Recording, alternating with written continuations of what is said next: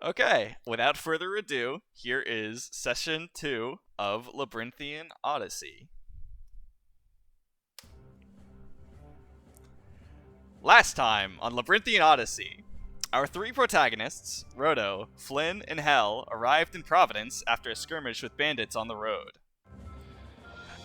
After which, they met with the Commandant of Silver Gauntlet and renowned hero Wayne Fenris, who convinced them to start an Explorers Guild. They also spoke with Aster Cygnus, director of Azure Tome, and formed their guild, which remains unnamed. After a night on the town, the trio turns in at their new lodging, resting up for their next adventure.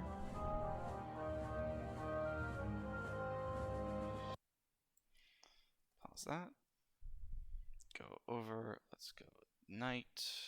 Let me unmute my players. That would probably be a good thing. Hello, hello. Oh, I was muted. What the heck? I'm sorry. It was for the greater good. Okay. Probably. So here You we should go. keep me muted. Well, yeah. Considering you are not in this scene, you're sleeping. Okay. You and Hell are sleeping. Alright. The darkness of early morning envelops the coastal city of Providence. Wandering through the streets is a figure of a man. He's neither dressed in a cloak nor hatching a nefarious scheme. He was simply awoken by his roommate's snoring and decided to go for a walk. And it's Flynn, roaming the streets of Providence just before dawn. So, Flynn, what's got you so up and early? This isn't a character. This is just, up and about. And it's about, let's say, call it 5 a.m. Sounds like a good time to get up. I don't sleep in a house very often, so I find it kind of uncomfortable to just sit there not doing anything. Yeah, I've that's grown used true. to caravans. Yeah, and having been woken up by Roto's snoring, it's like, and I made this joke to you earlier, it's kind of like when you go to a sleepover with friends, and you're the first, alright, yeah, but he's outside, he can't hear you. That's the reason he left. Fuck. But yeah, you fucked up. Might be. You should, but it's it's the feeling of when you wake up in a room full of like friends who you went to a sleepover with, but you can't like wake them up. So you either have to get the heck out of there or just sit awkwardly in the darkness, looking out over at your friends who are sleeping. Anybody? All right, cool. Thanks, guys. Anyway. So Flynn's, moving around, and you would say that he's probably of the three the most versed in, being in a city-like environment. It reminds me of home. Yeah, I mean it's darker, you can't see much of it, but just in terms of navigating streets and all that, you're not as, say, lost as maybe Roto or Hell would be, since they've, come from humbler kind of beginnings.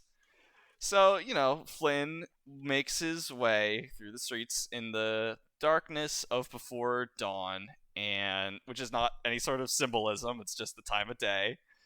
And he makes his way over to some of the docks. If we switch over to our map of Providence, I would say that it is the dock directly south of the Guild Hall for Verdant Coin. That would be the building with the pentagram on it. It's a pentacle because it's an old coin. But the point being, if you see that dock about directly south of it, and if you remember the compass is tilted, that's about where he's wandered to, and walking around town, he sees some guards, city watch members, just, doing their early morning patrols, looking really dead tired, but then on this dock, he sees a figure, and he is appearing to be doing stretches and just, warming up. Looks like he is pretty alert, and he notices you. and turns around, says, "Good morning." Good morning. There's no better time to start the day, am I right? I like it a little closer to dawn when there's some light. Yeah, well, we all have our preferences, but I think that, this is the absolute best. Oh, where are my manners? So sorry, let me introduce myself. My name is Jeremiah Sylvan, and I'm something of an authority on farming here on the Cape, if you don't mind me bragging so much. And this is, it's still dark, but from the very faint silhouette of maybe some street lights or the moon that is setting, you could tell that this dude is fucking jacked. Like, he's definitely taller than Roto. He's definitely buffer, and just he's fucking massive. And he extends out a hand, after introducing himself, and he says, "Who might I have the pleasure of talking to in this fine morning?" I am Flynn, and I shake his hand. Well, Flynn, nice to meet you. Don't mind me saying this, but I reckon you may be new to town, yeah? That is correct. Second day? It's your first morning, but second day, I guess. But you got in there the afternoon fire, and after shaking your hand, he crushes it. You lose your hand. No, but after shaking your hand, he says, "Well, you might be a bit brighter than most that come to town. Not many have the smarts to get up and see a genuine Providence show." And Show? Question mark? oh, right. Well, you'll see. It's about to start, and he points across the bay, and you see the sun rise over the cape. And this would be where I had a musical cue if I was smarter. Yeah, let me play this. Sorry, I should have had this prepared. The sun rises over the cape, and miraculously, on cue, the light of dawn hits the water just as the street lamps turn off, and the sight is it's breathtaking of the sun just like coming up to greet the entire bay. It's sparkling on the water. The word for it is beautiful and breathtaking, but it's really not like imposing on the same way that like looking over the Grand Canyon is breathtaking. It's a comforting feeling. And seeing this, Flynn is just taken so aback. And hey, guess what? You're so inspired by this sunrise that you gain a bonus use of bardic inspiration for the day. Oh, nice. Yeah, so instead of having 2 uses, you are bumped up to 3 for the day, and this is just how beautiful the sunrise is. And I guess, let's just finish out this scene, and so yeah, Jeremiah is watching you watch this sunrise with a big grin on his face, and he is just, taken aback. As someone who's seen it countless times, it's just like he can't. It never gets old for him, and especially watching people who haven't experienced it see it is like such a joy. And then that makes him smile even wider, and he says, "Well, Flynn, nice meeting you. I better head out. I gotta go check up on the fields. But if you ever needs some help with anything, you you call for Jeremiah down at the Verdant Coin Guild, and I'll see what I could do for you. You seem like a real swell guy." Thank you, Jeremiah. Have a wonderful day. "I definitely will. See ya." And he leaves. Kind of like a jog, but obviously he's fucking like incredibly fit and huge. I can't stop describing that, but yeah. And he goes off. And what'll you do? And I prefaced this with you guys earlier, but I'm gonna let you guys start saying what you're doing from now on, pretty much.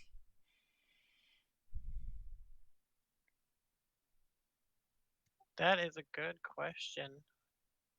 Well, I mean, I'm by the docks, right? yeah. I mean, yeah, it's not too far from where you started out.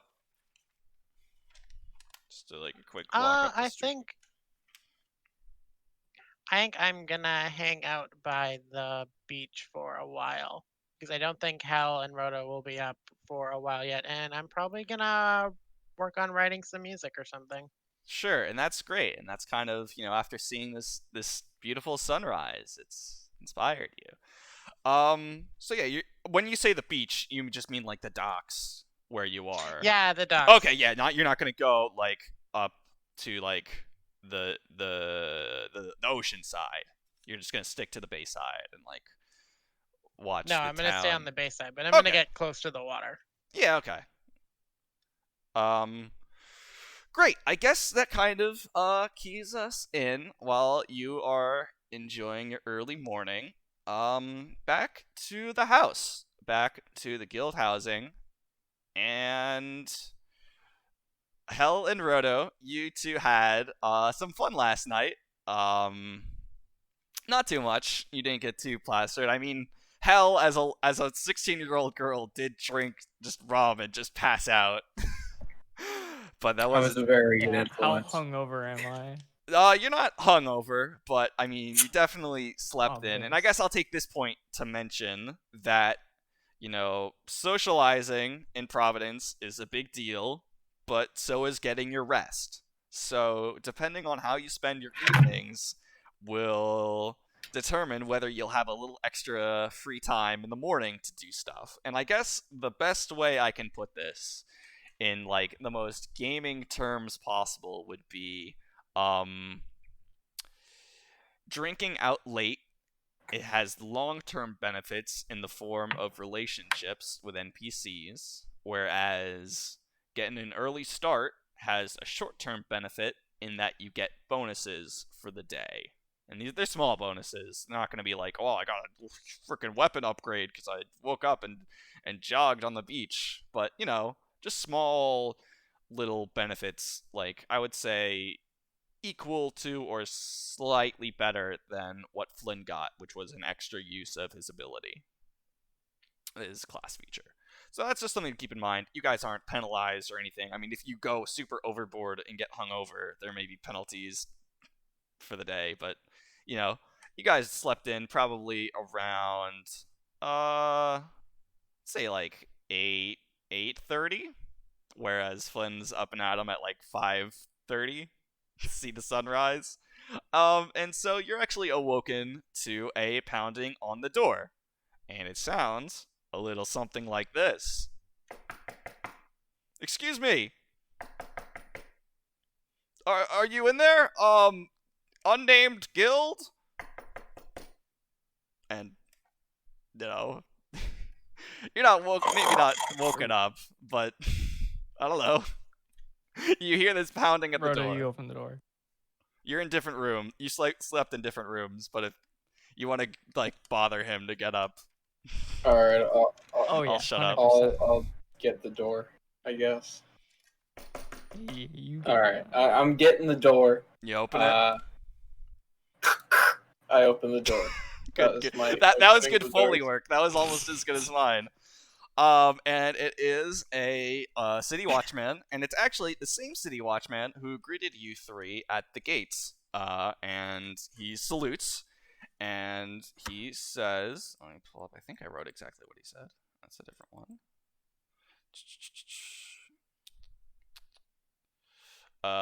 He salutes and he says, the Commandant would like to extend his thanks for the three of you forming an Explorers Guild. He's offered you these provisions and helpful supplies, and he has kind of like a box that he picks up and hands to you.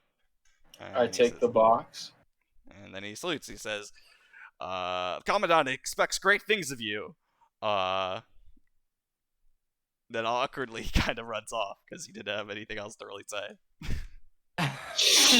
Oops. This is what I mean when I Shit, said what's it in the didn't have as box? much What's in the planning. box?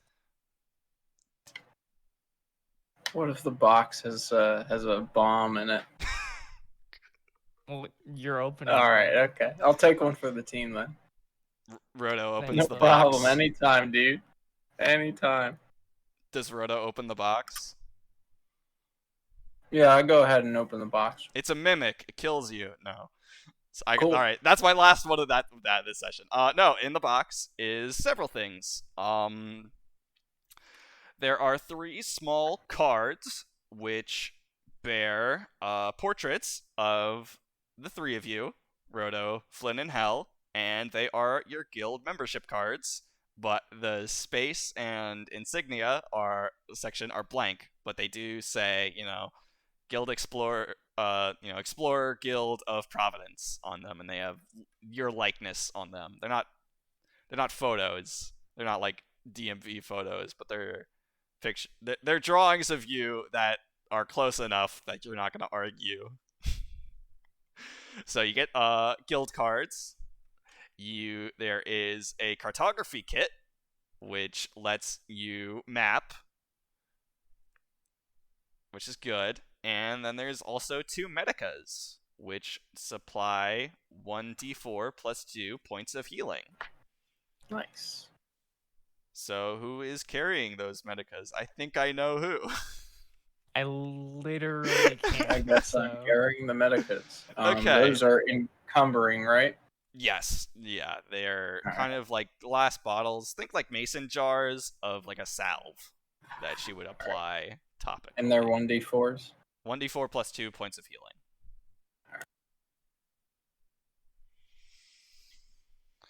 Okay, so what will the 2 of you do? I mean, you woke up and Flynn was gone. Maybe he left a note, maybe he didn't. I don't know. He didn't. Okay. I guess we should probably try to find Flynn, figure out what we should do for the day. Yeah, that's probably a good idea. Let's go find Flynn. We're just gonna wander around aimlessly, because that sounds like the best plan. I agree. I think that would be our best course of action, as I don't think we have really any other option. Okay. I could vibe with this. So here's if you could pull out the map of Providence, you guys are where it's north of that park in that little guild housing. So which way do you 2 want to go? Well, it seems that there's not much point of going north. Well, unless you thought he went to the beach. I mean, we don't know that. All right, right? you guys just want to Is like Flynn a beach meet man? up. I don't want to like drag this out of like playing where in the world is. Where's Flynn. Waldo? Yeah, I don't know. We should probably meet up at the guild. Yeah, I'd say so. I think Hell has the right idea, and that the dungeon master is being a bit silly.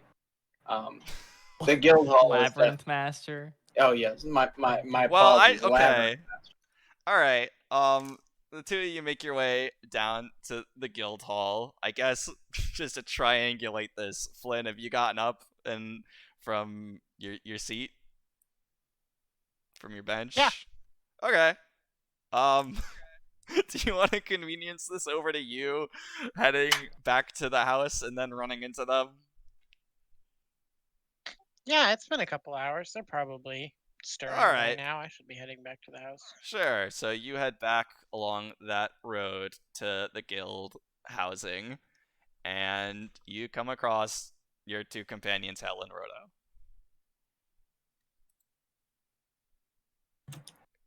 See. Good morning. Salutations. I'm gonna hand him his guild card. So one of the guys we saw yesterday who like hit his chest in a funny way gave us a box, and the box had a couple cards, and 2 medicas. I took the medicas, unless you want one of the medicas, Flynn. No, I'm good with you. Hal. Alrighty, that sounds like a plan. What should we do today? I mean, I guess there's a couple things on our plate that we need to get taken care of. One of which being naming our guild. Which, Well, you don't have to right away. It's not like a big deal. But I mean, well, all right. it's Shit, I one should. of the things. Okay, I'm on sorry. our I shouldn't have to-do said list. anything. If you guys want to do whatever, go for it. Just We gotta name the guild. We gotta come up with insignia. You don't have. All right. I mean, we should probably check out the Labyrinth. I Maybe agree. meet some of the other guilds. I agree. The last time we heard that there's multiple ways to get to the labyrinth, right? There's Yes. you can take the ferry or take the small boat.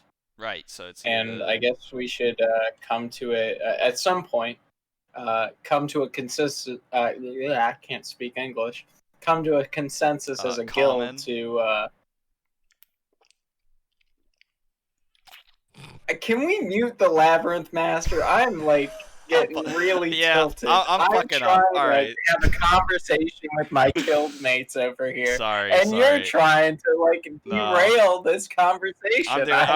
I'm doing a bad job. I acknowledge that. No, I jest. Okay. But we should figure out which of those modes of travel we're going to take. At some point, we should have a discussion about that. But what do you two think we should do first? And is there anything else you guys feel we should do before heading to the labyrinth? I mean, we're standing right outside the guild hall, right? Yes. Labyrinth Master, you want to clarify? Yes. That was a question. You met it's to your left is the guild hall. I think since we're already here, we should probably name the guild and then. I agree. I also agree. All right, let's go in. All right. Okay. So I lead the trio of future explorers into the guild hall, and we go back down to the woman we talked to name our guild. The cute lady. Yeah. That was a bold Hell assumption. I liked her. She'd be working. Oh yeah. Okay. Sure. You enter. Seems like her job. I don't She's know. a wage. No, She'll yeah. be there. This is a man who came off the shift less than an hour ago, folks. Hey. We are in character here. I am a full-time ERPer as of Stop 9 o'clock. adding the E. Okay, so you go into the guild hall, and greeting you behind the counter is Clara Graham, and she sees you three, and she, as you were entering, you could very easily tell that she was tired, but as soon as she sees you three, she kind of perks up. It's like, oh, hello, how are you three this morning? You're up nice and early. Pretty good. I'm tired. I feel that. It was a beautiful morning. Oh, did you see the sunrise? I did. Oh, it's been ages since I've done that. Wow. So, how can I help you three? Sorry, Hel. I spoke over you. Go No, you first. Okay. We're here to finally name the Explorers Guild that we made. So we've That's come to great. see you. That's great. I knew it was the right call to leave it blank for you to come up with something that didn't suck shit. So, what'll you be naming it? We did come up with a name, right? I had a vision last night. Oh? We should name it the Prismatic Vanguard. Or I'm a fan of that. That's better than anything I could Yeah, come sounds up good. with. Do you want to go? or Do you want to go with Vanguard or prismatic Pathfinders? pathfinders. Do you want it to be alliterate or no? That's the big Alliteration. call. Yeah. Alliteration's pretty base. Yeah. All right. I'm fine with others. If you want to go with PP. Big PP. It's got big PP energy. Yes. All right. So so she's like, oh great, yeah. Let me just Prismatic pathfinders. Then. prismatic pathfinders. Let me update your file. And let me just take your cards for a moment. I'm glad they came out great, but we can add on the name of your guild. Prismatic Pathfinders. Who did That's the so art for pretty. these? I love my little portrait. Oh my god, don't make me come up with an artist NPC right now. Please, I will get back to you on that. Unprepared. Shut up! Unprepared. Shut up! I didn't expect you guys. I could literally just like come up with an artist right now, and it would suck shit. So give me like All right. So 3 days. Pierre, the town artist, did the so not art. that. What? That was like on the spot. This I'm is gonna not say- an NPC I plan on I'm talking gonna say to, just so you Renee. know. Yeah, whatever. She says the name, and you Oh, will Renee, remember it that's for a the nice next name. time when it's relevant.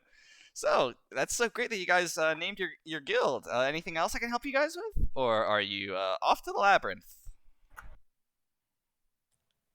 I think the plan for today was to go off to the labyrinth. That was it. Oh, Welcome okay? back. hello. You good? Hello. Yeah, that was weird. Okay. All What right. was I So saying? I'm gonna ask a question. Yeah.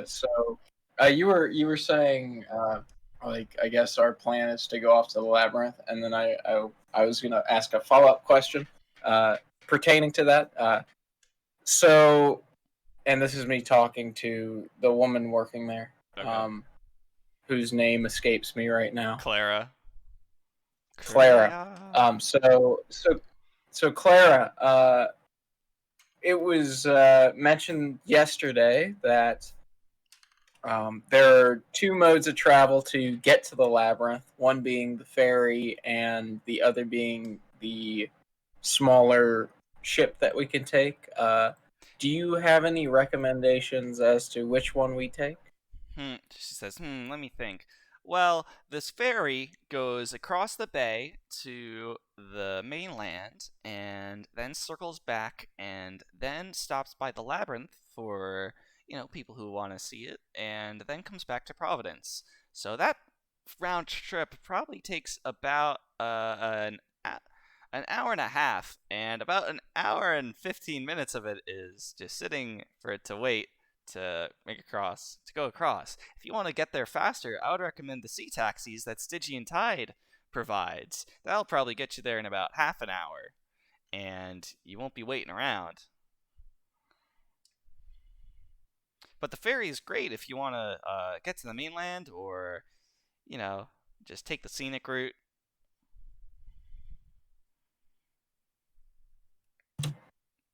Well, I guess a follow-up question to that would be, since we're new, and we haven't really made it much headway in the form of networking and connection building in Providence, what if that would be our goal today, as well as making it to our destination? I guess we should take which one should we take? I'm sorry. She ponders on that for a moment and she says, "Well, it really depends on who you'd like to meet. I mean, the ferry has all sorts of types, but I can't really say that the majority are guild members. But if you're looking to learn more about Stygian Tide, I mean, that's who operates the sea taxis. So it would be a great chance to talk to, a forgive my, pedestrian language, but talk to a pirate. Or I love pirates. Let's go. I'm a big fan of pirates. Can I meet any ninja pirates? I guess it depends who's driving the sea taxi. Driving? Sailing? Whatever it is, that's usually one driver. So I guess luck of the draw. Where do we go for the sea taxi? I assume You'd head to Race Point Beach. That's right on the ocean side, just northwest of this town. That is Cool. Thank you. up there. Great. And if that's all, good luck and be careful. Thank you. We're gonna need it. I will be fine. I say that to raise the spirits of our exploration guild over here. Thanks, it really helps me out, bud. Yeah, no problem. Any time. I'm here for my teammates. Because again, as I was saying last session, Oh my god. Together we're all kind of a big deal. You're all kind of PP. is the new guild name. Okay. So I mean, all right, yeah. So there's no real activity in the guild hall other than Clara sitting there, pretty. Just waging her we should day make away. Our way to the sea taxi. I agree. Let us make haste. All right. So if wait. No, away we go. Oh, wait. I thought you said, oh, wait. All right. So, yeah, the three of you make your way out of the guild hall and then back northwest. Now was probably the time where three of you will suit up for adventures, which really just translates to Hell chaining herself. And and then you walk to the road. Wait, are you? Road. I'm sorry. Yeah, are you assuming I slept in my armor? No, I'm saying you didn't, which is why when you stopped by the house to change into armor. Okay. What is Roto's casual attire? Yeah, we need. I've never know. thought about that. I'm curious. Well, you guys brought. All right, we established last time that you did bring stuff in forms of luggage. So as much as you only have one character sprite, you have multiple outfits for anime branding purposes. But I digress. The three of you are ready for adventure. Walk on the path to Race Point Beach, and you make it's a slight hill over the tip of the cape, and the buildings give way to more kind of foresty looking path, but that very quickly gives way to just like a beach with I took pictures. I'll pull them up later. I'll try and pull them up now as I describe it. Shoreline vegetation, so less so trees and more so, if I could pull this up, this is the perk of having gone to the beach last week. There we go, that's perfect. Pull that up and then go into Discord. This is a very professional stream where I can't believe you used your day at the beach for research. It was a combination. Wow. Listen, I was really stressed out Devoted last to week. the game. Let me put it up. Add image. Can we get a round of applause in the chat room for our guy, E-Tech? Thank you. Here it is. Look at that. Look how pretty that is. Ooh, wait, I gotta stretch it. Transform. It's great. Okay, so it's a bit, definitely not as summery as this, since it's about March. But you walk on this path, which goes to sand, to Race Point Beach. You descend down some stairs, and you see a man standing there with some boats next to him, and they're small little sailboats. And you see that this guy looks really kind of tired, and like if in your mind Clara was waging, this guy is like waging to the max. And what he So looks, he's a super wagey. he's a super wagey. Where is this picture of Tucker? Oh, there we go. This is what he's dressed as. Probably like a heavier coat. He's not pointing a sword at you. He doesn't even really have a sword, but this is the dude, and he's just kind of standing there, kind of tired, and you notice you three approaching, and he pulls out a flask and takes a sip. He's drinking on the wage. Do you say that? No. I was making a side comment. Okay, good. Well, I don't what know. I actually say is, yo ho. I'm just kidding. Hey, we were looking to inquire about the taxi services to the Labyrinth. He kind of looks at you with a deadpan expression, and then he sighs. He goes, "Well, this is it. You three getting on, or?" I look to my fellow guildmates, and I look for, I guess, confirmation that we are indeed doing this from them. I mean, yeah. I'm in. I am- Let's go. I am already getting on the taxi. Wow. Okay, Flynn is way ahead of me. And he says, "Whoa!" As you try and like climb aboard, he's like, "Whoa! We gotta get these guys in the water. Come on, help me push these in. I'm tired." And then sorry, I should have said. I help. I should have said the boats aren't on the water. They're all just like on the beach, so you can help them. He's like, "Come on, hop in. I'm not gonna make you roll." And he's setting up the sails, setting up the rudder or whatever is on a boat, and it's not hard to navigate.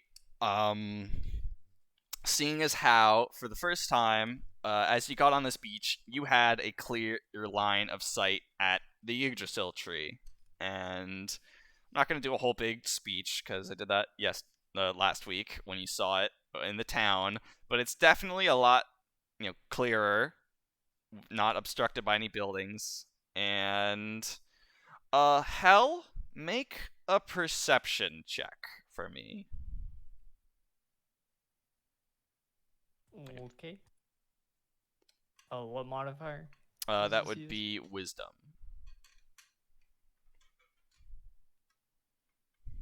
Uh, 19. Whoa. So with a 19, with this clear line of sight of the Yggdrasil Tree, you notice that your chains kind of shudder. And it's not like fear isn't the way to describe it. Intimidation isn't the way to describe it. I would say that it seems like your chains shudder in anticipation when you lay eyes on the Yggdrasil Tree. So the four of you are in a boat, and it's a straight course. There's really no navigation.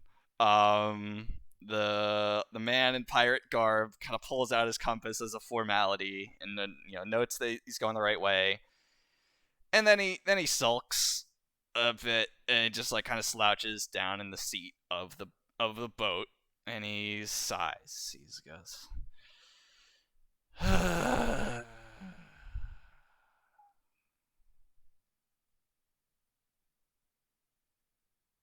So this is your job. This is your only responsibility. When you say, "So this is your job," he sighs even deeper and more exasperated.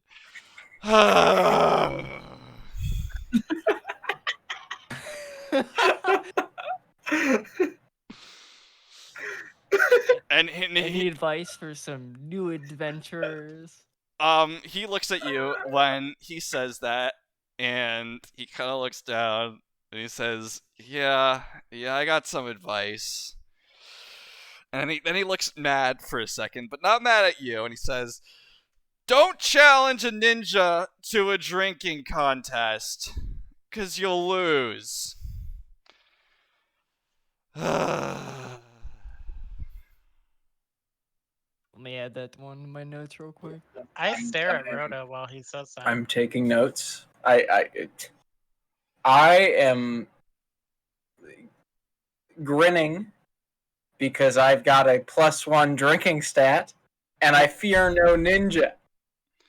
Are you bringing Oh this my up in character, or are you saying In character. All That right, is why well, I'm grinning. regardless of the +1, he says, "Yeah, well, think twice if the ninja is your boss." Ah. Also, a side comment. Yeah. Is he drinking and sailing? I mean, you could ask him. I just That way I had to noticed pull out he a took a compass to swig. go at the giant Yeah. tree. Well, That's it's true. not. It's It's you can't see what's in the flask. So do you want to Okay. ask, or No, I don't really care to ask. I was asking the Labyrinth Master. but it'd be so Yeah. funny.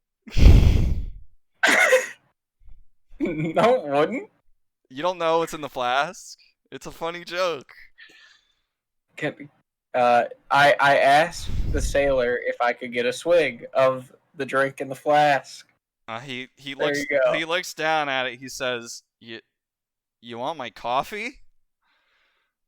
Get your own." See, Dang. wasn't that I funny? didn't have any this morning. Subverting your expectations, but not Wow. because. This is such a deconstruction of alcohol. All right, are you gonna ask this guy any questions about his name, or What, I don't? what was sorry, his name again? you didn't We didn't never- ask. Oh. Yeah, I guess we should have introduced ourselves. I'm Hell. We are part of the Prismatic Pathfinders. We are the new adventuring guild. Oh, May I ask your name? well, for what it's worth, my name is Tucker Hawkins, and I don't know what good knowing me is gonna do. I've officially fallen to the bottom of the totem pole at Stygian Tide.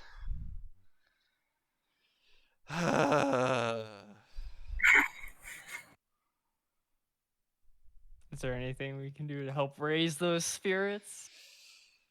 Well, I mean,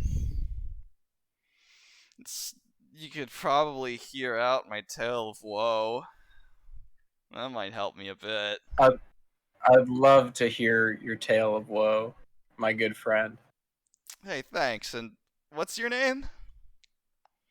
I'm Roto. I am also part of the Prismatic Pathfinders. PP for short. Well, Roto, as my advice stands, don't challenge a ninja to a drinking contest. You see, we Stygian Tide, we get up to some, ruckus or rambunctiousness after a night of work. Most of us work down by the docks on all the ships, and I'm no exception. I used to be, and he kind of smirks a bit, I used to be something of a big shot. I don't want to brag or anything, it wasn't that big a deal. Probably even, not worth mentioning. Oh, feel free to Yeah, brag. brag. We are kind of big Yeah, deal. we would love to hear the tales of another kind of a big deal individual. If you have any stories of plundering treasure on the high seas. When you say that, he kind of looks down dejected. Well, I was something of a deputy officer of chief of sanitation. It's kind of a big deal, So You clean the poop deck. he's like, yeah, but it was better than this It's an job. important job. Hey, essential worker, by the way. Someone's gotta Yeah, do it. it's I essential. appreciate you. Hey, thanks, but got a little too much the other night, and well, I guess to give some backstory, the first mate of Stygian Tide is this guy named Fuma, and he's this super silent ninja type, the real right hand of the captain. Never, walked out of line or partied with the rest of us. So after having some drinks with the lads, they kind of egged me on to challenge Fuma to a drinking contest as a way to advance my rank in Stygian Tide. And the rules of a pirate drinking contest is you put down your drink for the opponent and they put it down for you. And man, that's rice wine stuff. It takes you by surprise, just like a ninja. Oh, I thought I was doing well, but then it hit all at once, and he just kept pouring back the rum behind that mask, and well, I was drunk under the table, and as punishment for losing, I was demoted here to sea taxi. So, that's the whole tale. I mean, as punishment for pirates go, it could be worse, but Hey, at least they didn't make you walk the plank. yeah. Well, it's not really that kind of pirate crew, but it's the thought that counts. So, thanks. Well, Thanks we for hearing me. appreciate your services here, sir. Hey, thanks. You three ain't so bad for hearing me out. Tell you what, if you guys want, if you catch me around town, I'll take you to a Stygian Tide dive, and we can have a drink. It's not like I'm exiled or anything. I can still have a drink at one of my bars, and I'll take you guys out. Hey, nothing like a cheeky pint with the mates, am I right, at the pub? You got that right. Just what I need to cheer up my You can't spirits. beat it. But then it dawns on him that drinking is what got him into this current situation, and then he just looks down. And he's like, Hey. "Oh yeah."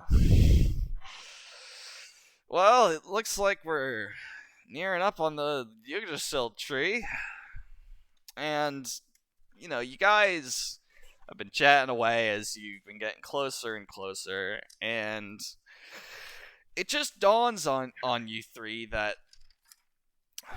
you notice things about the Yggdrasil Tree that you really couldn't, as it was just peeking above the horizon or obscured by buildings or even just on the beach. And the main thing you notice is that it doesn't just jut out of the ocean on its own like a pole or a buoy. It has a sort of beach surrounding it. It's not quite a full island, but it's enough of a shoreline to kind of built around the tree. And so on the western side, you're coming in from the south, by the way, from Race Point Beach, and on the western side, as you kind of scan across, you see that there's somewhat of a bluff, which is hanging off the trunk of the tree, and on the south side is very much like a sandy beach with rocks protruding and something that you could swear to be roots forming a sort of labyrinth type shape.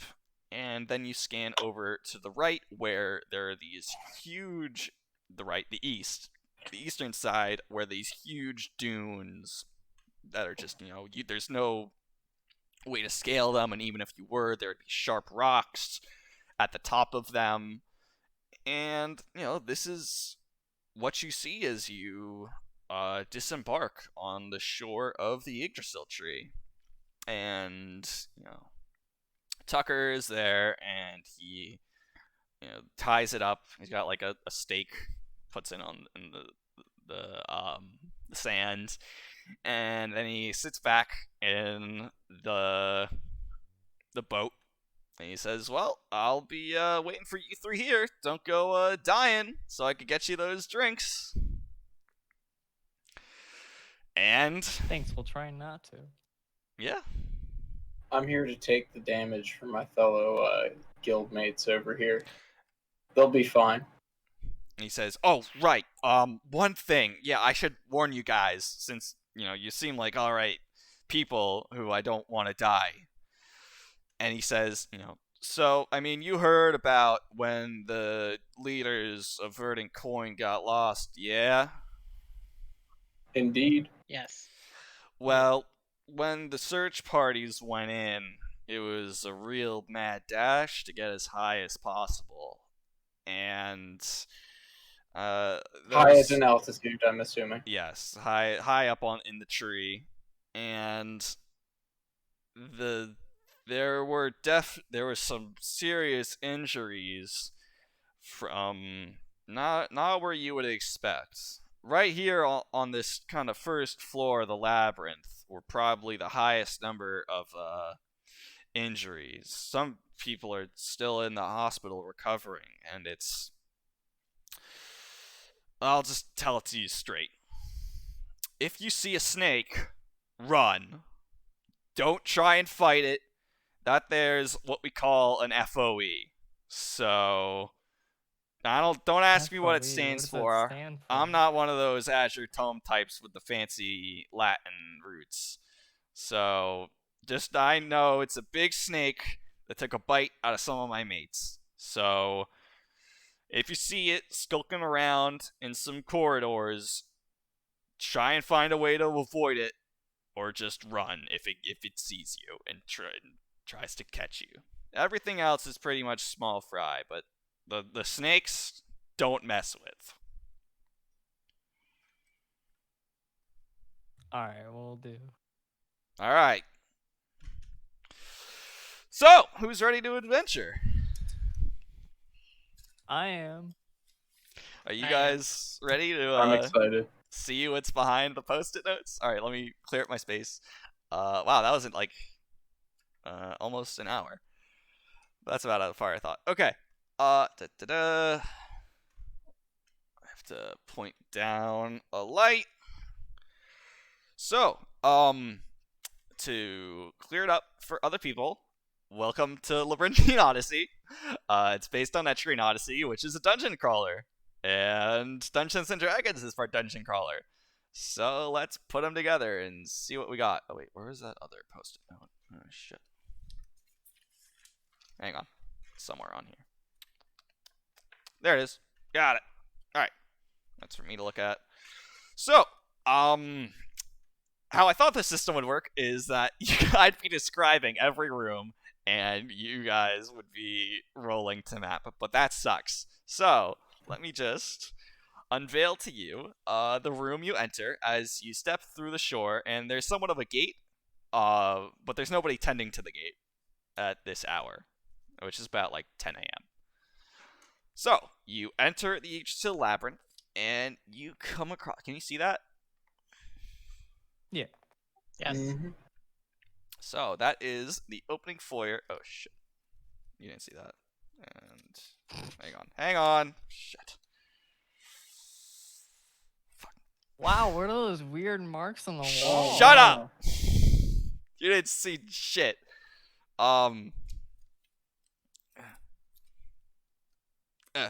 You come across this foyer, which has a word to describe it would be unkempt.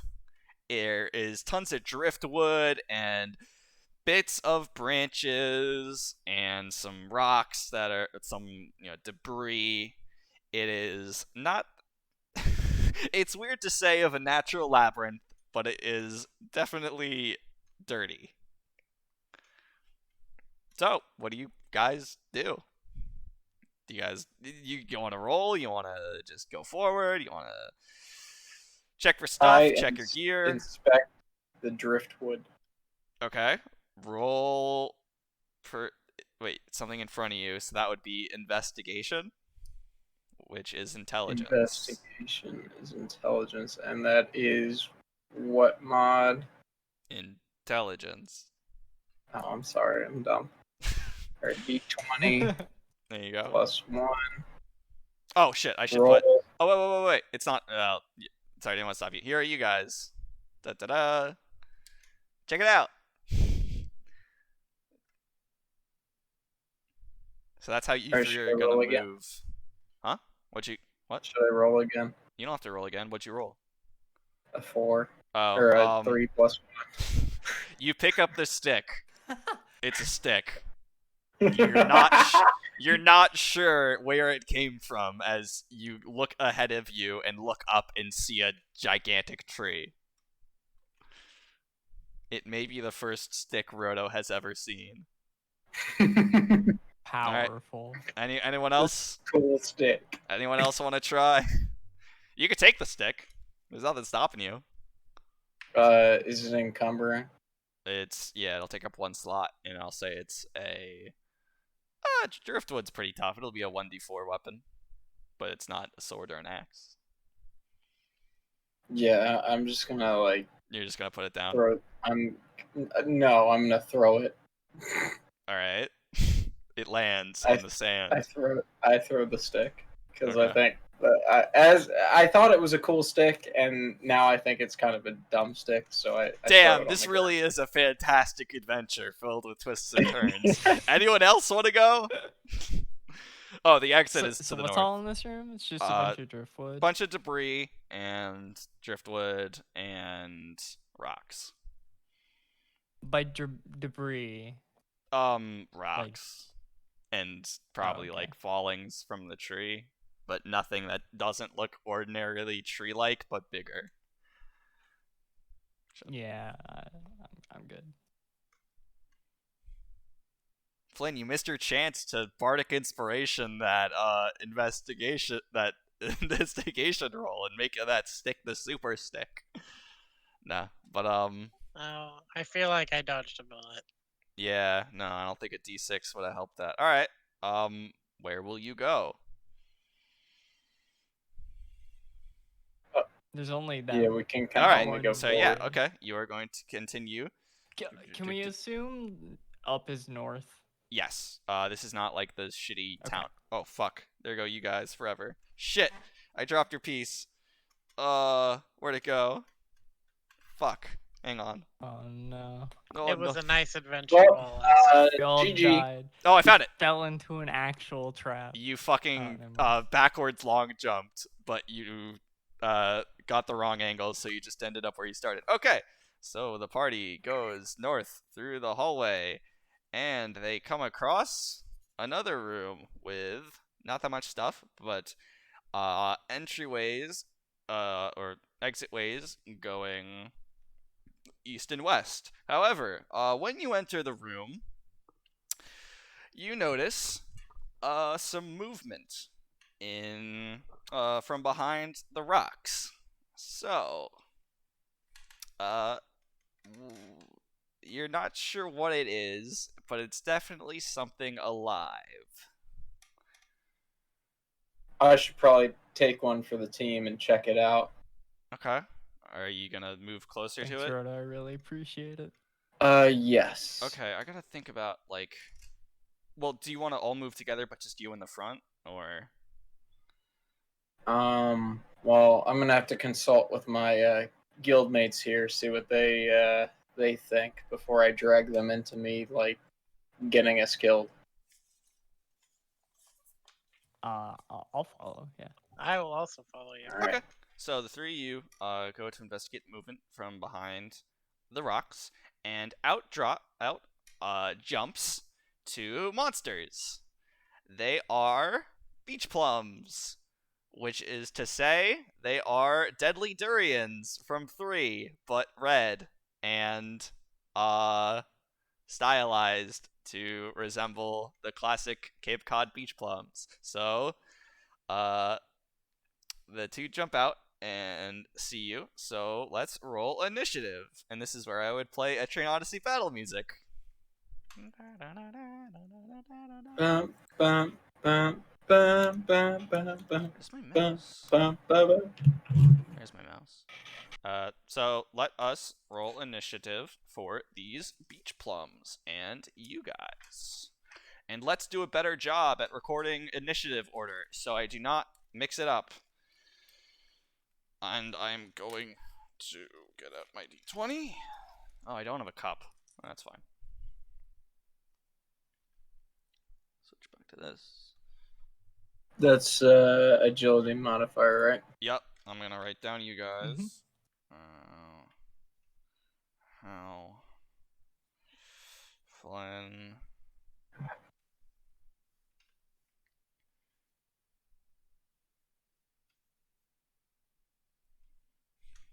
Beach Plum Rock Beach Plum I'm gonna say east.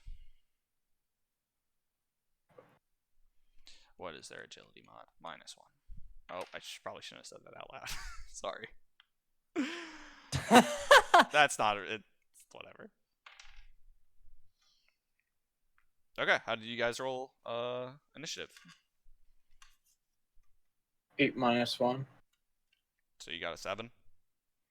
Mm-hmm. I got a 4.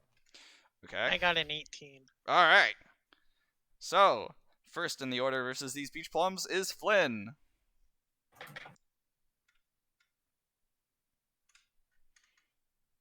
How far apart are they? They are each of these squares is 1 meter, so they're socially distancing 6 meters apart, or 6 feet apart. 6 meters is far too far.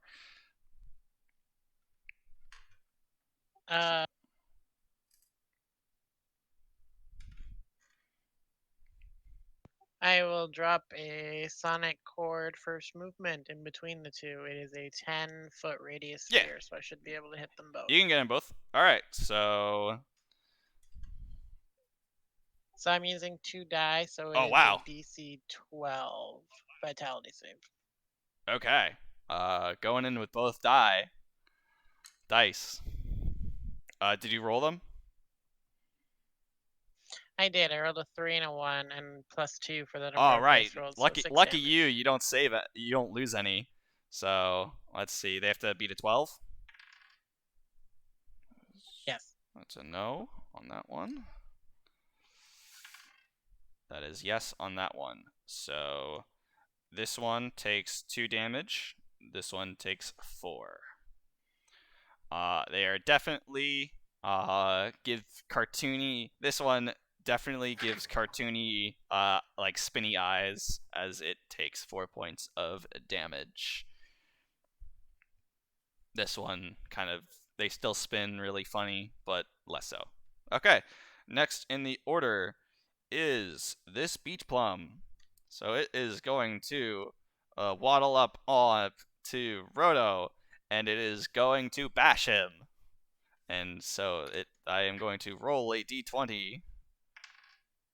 That is a 5 plus 1, 6. So that does not. Doesn't hit me. Dang. Well, you definitely dodge out of the way, and unlike the bandits you fought last time, they don't banter to each other. Okay, next in the order is Roto.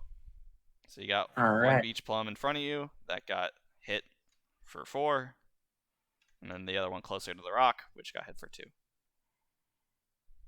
I'm just gonna attack with my sword. Okay, roll a d20. And the modifier is 4 because it's 2 for sword proficiency, 2 for strength. yeah.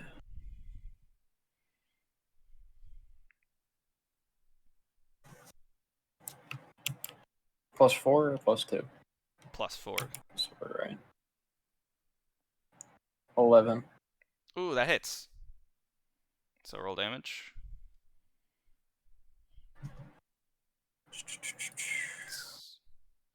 We gotta get you some real dice, dude.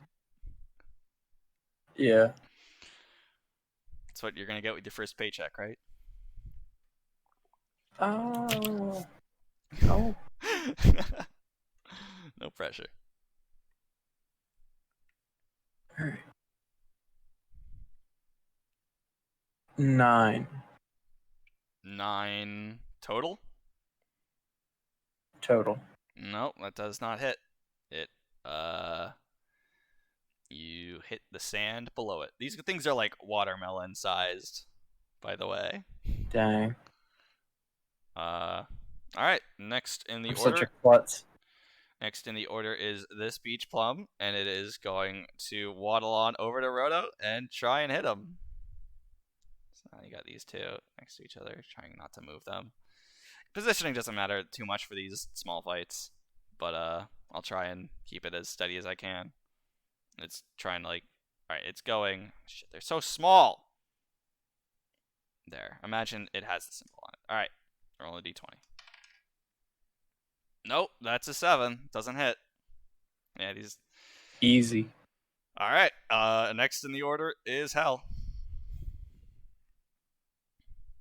All right. I wanted to try this new toy out. I Oh want to use boy. the runic bell on the one. Okay, which side are you shaking? Which what are they? They're little watermelon things. Probably fire. Yeah. Okay. So yeah. Roll a d20 with advantage, and you're adding your intelligence modifier. 17. Yeah, that hits. Now roll. Since it's weak to fire, roll 2d6.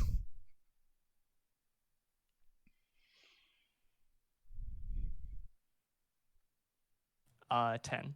Oh, it's fucking gone. Like, you shake the bell, and out from it comes a little bolt of fire, and it hits this thing, and it like ignites, and then it like runs around like comically.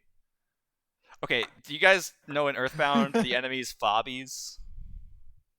Mm-hmm. These are like Fobbies, Yeah. but like more plant-like. So it just like runs back and forth on fire, and then it just falls over with X's on its eyes. Okay, top of the order. Flynn, you're up, and there is just the one beach plum staring down Roto.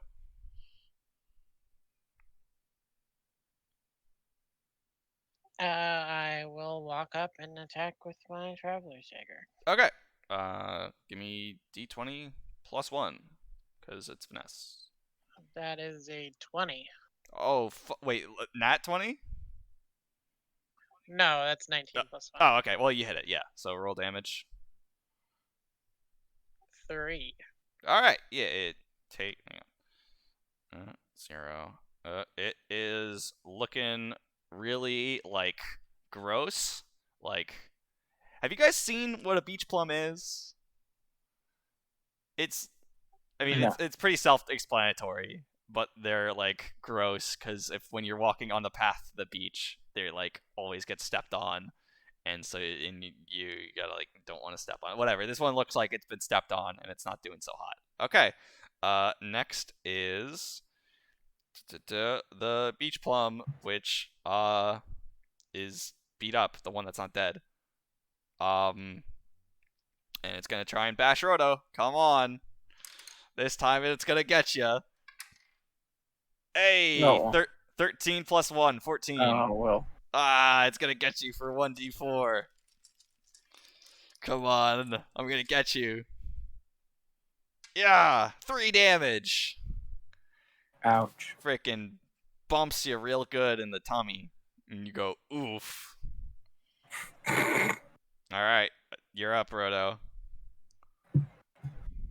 Yeah, I'm gonna try to hit it again. Okay. So, let's see.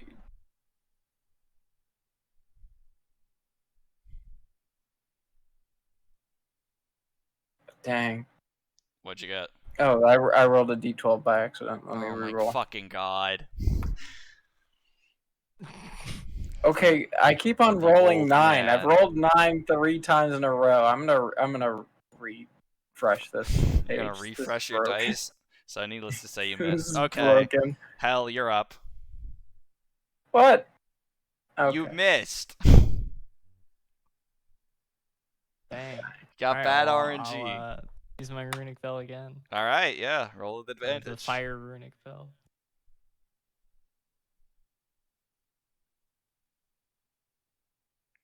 18. Yeah, it's fried. I mean, you can roll damage unless you get literally 2 1s. It's gone. 9. Yeah, it's Yeah, it's fucking gonzo. So, good fight. hell yeah. Da, da, da, da, da, da, da, da, da. It's time for spoils. So you got these 2 charred beach plum corpses. So what I'm gonna have you do is roll a d20 and add intelligence and foraging modifier, and only one character per corpse. So either one character can do all the work, can be split up, but you know. Probably best not on me. Not to metagame, but who would say they have the best like foraging abilities in the guild? My foraging is 0. Okay. I don't think any I- points on that. Yeah. All right, well, you got 2 chances to roll well, since there's 2 of them. So who's doing the digging around in there? It's plus int is the base skill, right? What? Int. Yeah. Yeah. Yeah, int is the modifier. Yeah, my int is not good. Okay, then I'll do it. All right, making the small child So, dig around in D20? monster guts. Yep.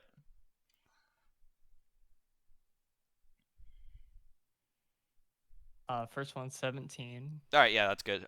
With this, oh, okay. Yeah, roll the other one just so I know if you get what it is. The second one's 14. 14. Okay, so with a 17, you are able to borrow Flynn's knife, and you're able to cut out the root of this plant creature, and it's kind of like a heart, but doesn't really beat. No pun intended. Huh. But you do manage. Oh, hang on. Would I be using my arms for these? You could. Hold up. You could quickly de-chain and chain. I'm not gonna fucking like. I'm not gonna bully you like that. But yeah. Damn, okay. So you get that out, and with a 14, the charred rose hip is in good enough condition to kind of scoop up to get some jam, but you would need a jar to do it. So the only jars that you have on you would be a Medica jar that would be emptied out, but I don't know if you want to dump one of those to just get some jam. But with that, you have the 2 drops of the rose of the beach plum identified. Well, I can't carry these, so I'm gonna dump them off on Roto. How about Oh, that? well, you only get the pit of one of them. Yeah. Okay. Roto, you good carrying this loot? Yeah, sure. Okay. And with that, you guys have cleared your first room What's the official title of this thing again? of this item. Call it the plum pit.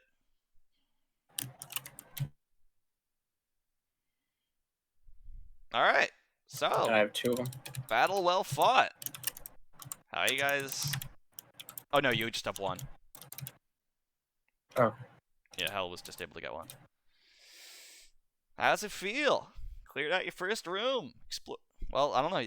You guys haven't explored the room really, but All right. cleared out your Dude, first room. what's in the room? Aside from some large rocks that the beach plums were hiding behind, you could get a much clearer view of the trunk of the tree, and roll perception. Any one of you, or Who? all three of you. 12. 12. Okay. Oh, 12, yeah. D20. Wiz. 5. Okay. Flynn looks up and says, "That's a big tree." Oh, 4. All right. Roto concurs. Says, "Yeah, man. Never seen a tree that big." Hell, Big tree. you notice that there's no discernible way into the tree at this kind of point. And it's not even that it's obscured by rocks. Like, you could kind of look on to, like, the base of the trunk, but there are no sorts of, like, openings or, like, doors that you can see. Like, imagine, like, the tree is, like, boom, like, huge. But the point being, Yeah. all right. So you could either go east or west here. What are we thinking, gang? East or west? I have a question. Yeah. Can we hear anything else? You can hear Is there any like I mean, discernible noises? the sounds of the waves crashing against the beach are pretty loud. Like, when you're at the beach and you have to yell just to hear somebody. Yeah. Yeah. So I mean, acoustics Okay. aren't great. You can't hear any people, I would say. That's all. Okay. Actually, you make a perception roll real quick, just for hearing. 11. You hear some birds. Am I able to discern which direction? Coming from this way. So I can't tell if Discord is flipped or not. Is that east or west? I don't know, but it's. I never drew a map. Hang on, let me do that real quick. Oh yeah, I've got the stream on and Discord, so it's like very confusing. Oh, this is gonna be flipped for you guys, but I'll be able to tell. South, east, west. So you can hear birds to the west. So west. Yes, west. I say we go I west. say we also go west. Okay. West we go. West you go. The This is compass fun. rose is This no is longer fun. on the stream. Oh, well, it's more for me to be able to tell you guys. So in this room, there's, big surprise, more rocks, and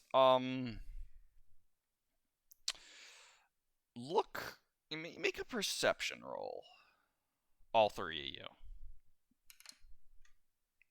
13. Oh, 1 Ooh. rock. There, 5. rock. Wow, the two of you. Hell, you notice there Very are 2 seagulls flying overhead, but they don't look like normal seagulls. So, and I'm gonna say with your 2 poor perception checks, as you enter this room, Roto, with you in the lead with a 1, like, I'm gonna have to ding you for that. Dang. The seagull comes down, swoops in, and is going to make a check. Okay, yeah. So it is going to fall down. It's going to swoop down and nab from you a shiny object, which I guess would just be the Medica. So it's gonna Dang. circle up and just to and it's gonna take it back to its nest, which is perched on this rock here. And this other seagull on the ground looks at that and finds it extremely funny. And I guess as you enter this room, roll initiative, and I'm gonna say, Roto, roll with disadvantage. How do you guys want to be facing? Do you want to be like this, facing the seagulls? Probably Oh, shit. facing where they are. Okay, I'll give you guys this. Yeah, that's good. Okay. Roll initiative. Roto, you have disadvantage. Okay. That's what you get for rolling ones, dude. Hang on, let me reorder.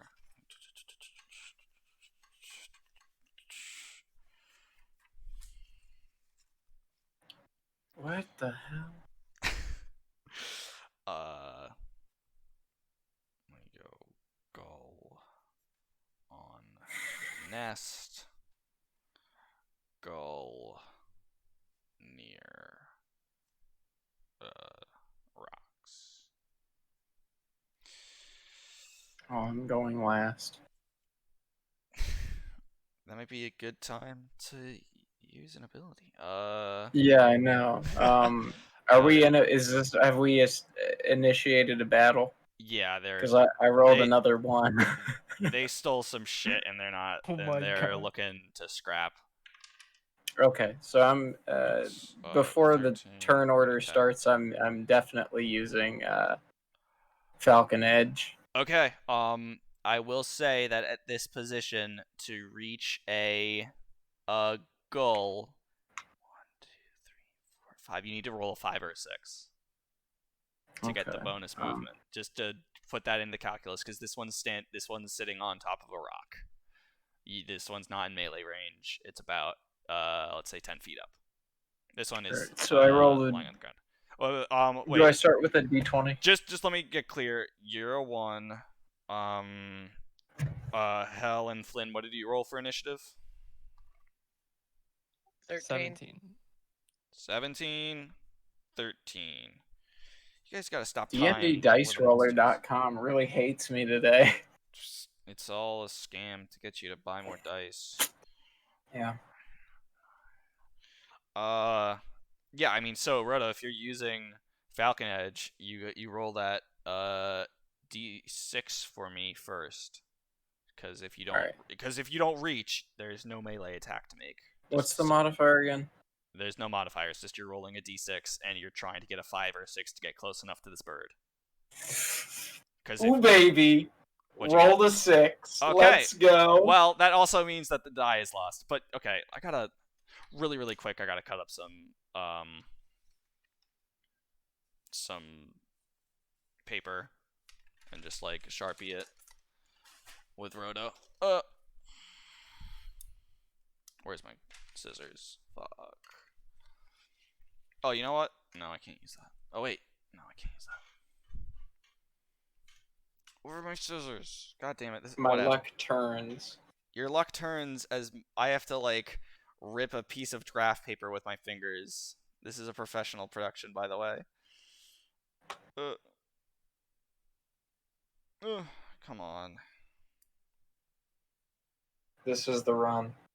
This is the fucking most embarrassing thing. Where are the scissors on this table? Please. There they are. Found them. Okay. It's only going to be slightly embarrassing. Just kidding. It's going to be incredibly embarrassing. I'm so sorry. I should have thought of this. I thought that the party formations would be fine, but then I'm like, oh wait, Roto has a move that specifically moves him a distance. Get the Sharpie with your favorite color.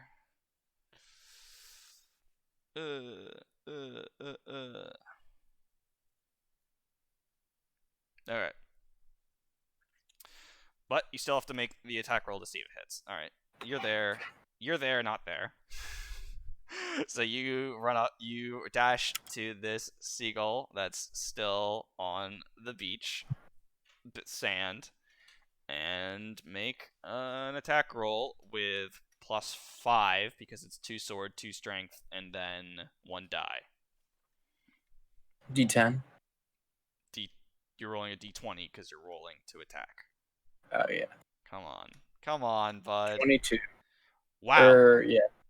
17 Alright. plus 5. Yeah, so you nail that bird. Now roll damage. D20 plus 2. No.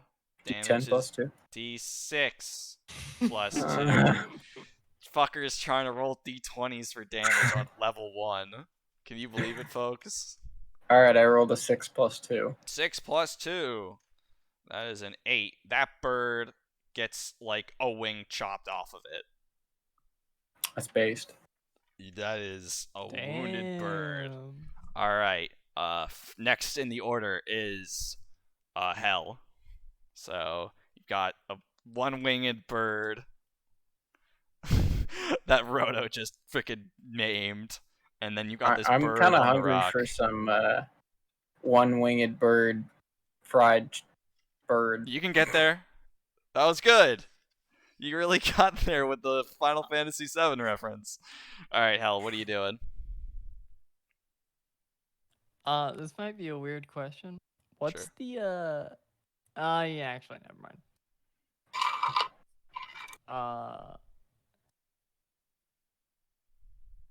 Let's see.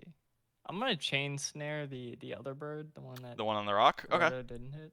sure. How many I'm gonna dice be are you using? 2 dice. Okay. All right. Roll it.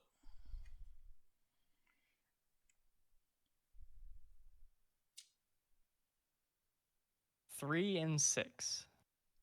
Okay, so one die is gone. So Roll a d20 to attack, and that's going to be d20 plus 4 because it's 2 dice. 17.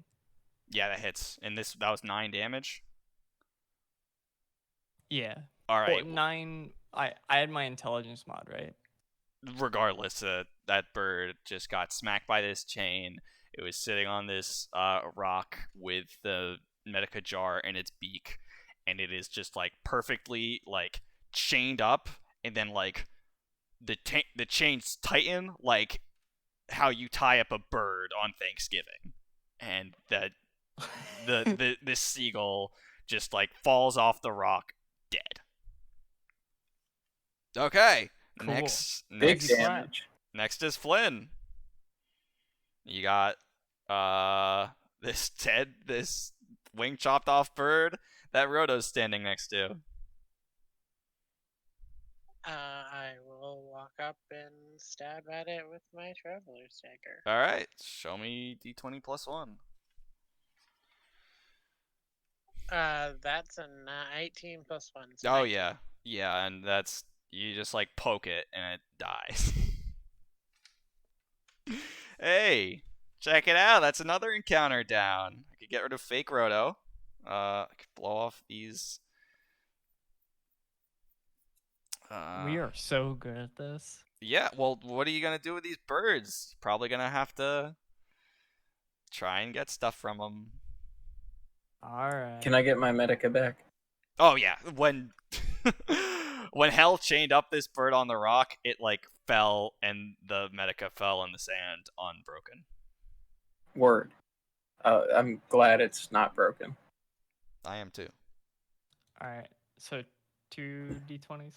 Yeah, because there's 2 of them.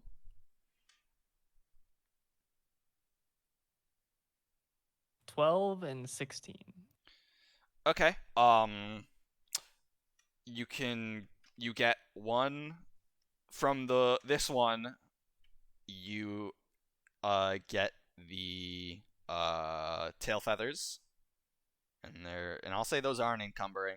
They're pretty light. They're feathers. You can hold on to those. And from this one, you get the beak. I can carry that. You get its fully intact beak, which you're able to just like cut off and perfectly sever, and they're pretty hard. It's a hard beak for a seagull. So yeah, full spoils from those guys too. I'm assuming the beak is encumbering. You know what? I'll be nice. It's big. It's a somewhat big bird, but not like so big. No, you're good on the beak. Is it as big as a large bill from EO3? No, those birds are like way bigger. Those are like large type enemies. Okay. All right. So that's a room cleared out.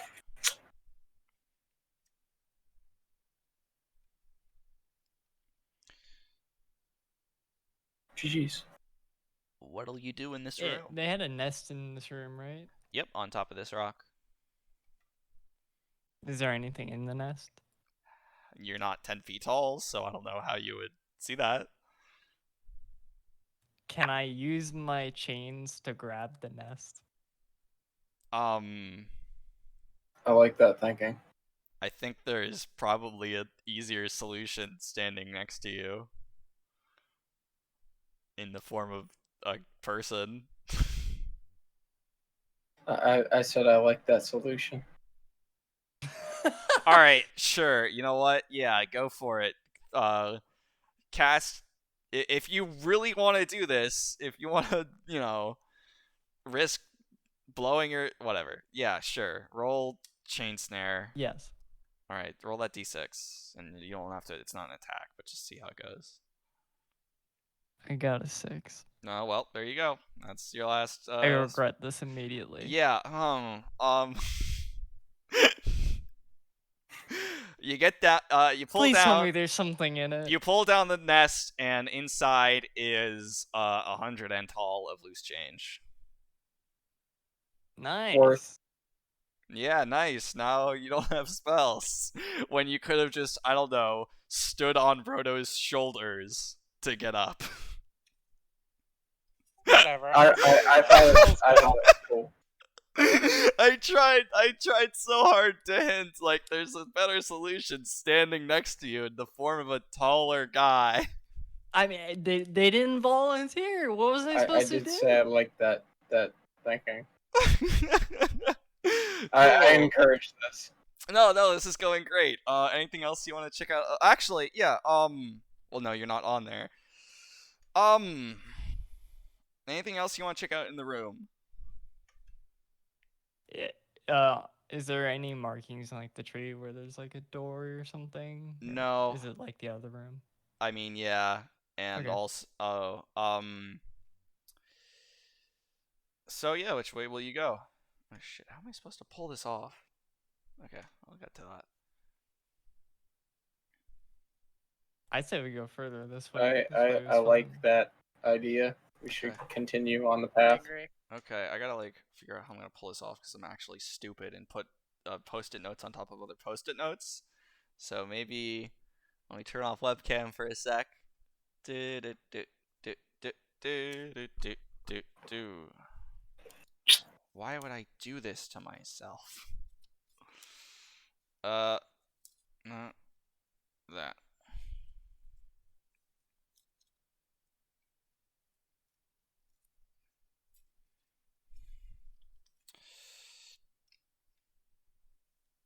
Okay, let's turn it back on so that people can see something other than my vacation photos. Yeah, so you go down here, and it's another sandy room with rock walls and large rocks strewn. Not strewn, but there's a rock here. And make a perception check. 19. 9. 1 second. I have to change all these parameters. It takes a while. What parameters? 14. Okay. I will say, Roto, you in the front notice on this in this room you see several things. You see rabbits is a bit of a misnomer. They're far too large to be rabbits. Think about the size. I'm trying to from toe to ear, about 3 feet tall. So definitely not little bunnies. You see 2 of these guys, and they are kicking between them a beach plum, like a ball. It's very cruel. Is it alive? Yeah, you could see it has swirly eyes and not X'd out eyes. So these two. Man. So you notice this. Hell, you also notice in the corridor past this with a 19 something slither by. Uh-huh. And it's slithered in the away from the room, but you distinctly saw something move from behind this rock in that direction.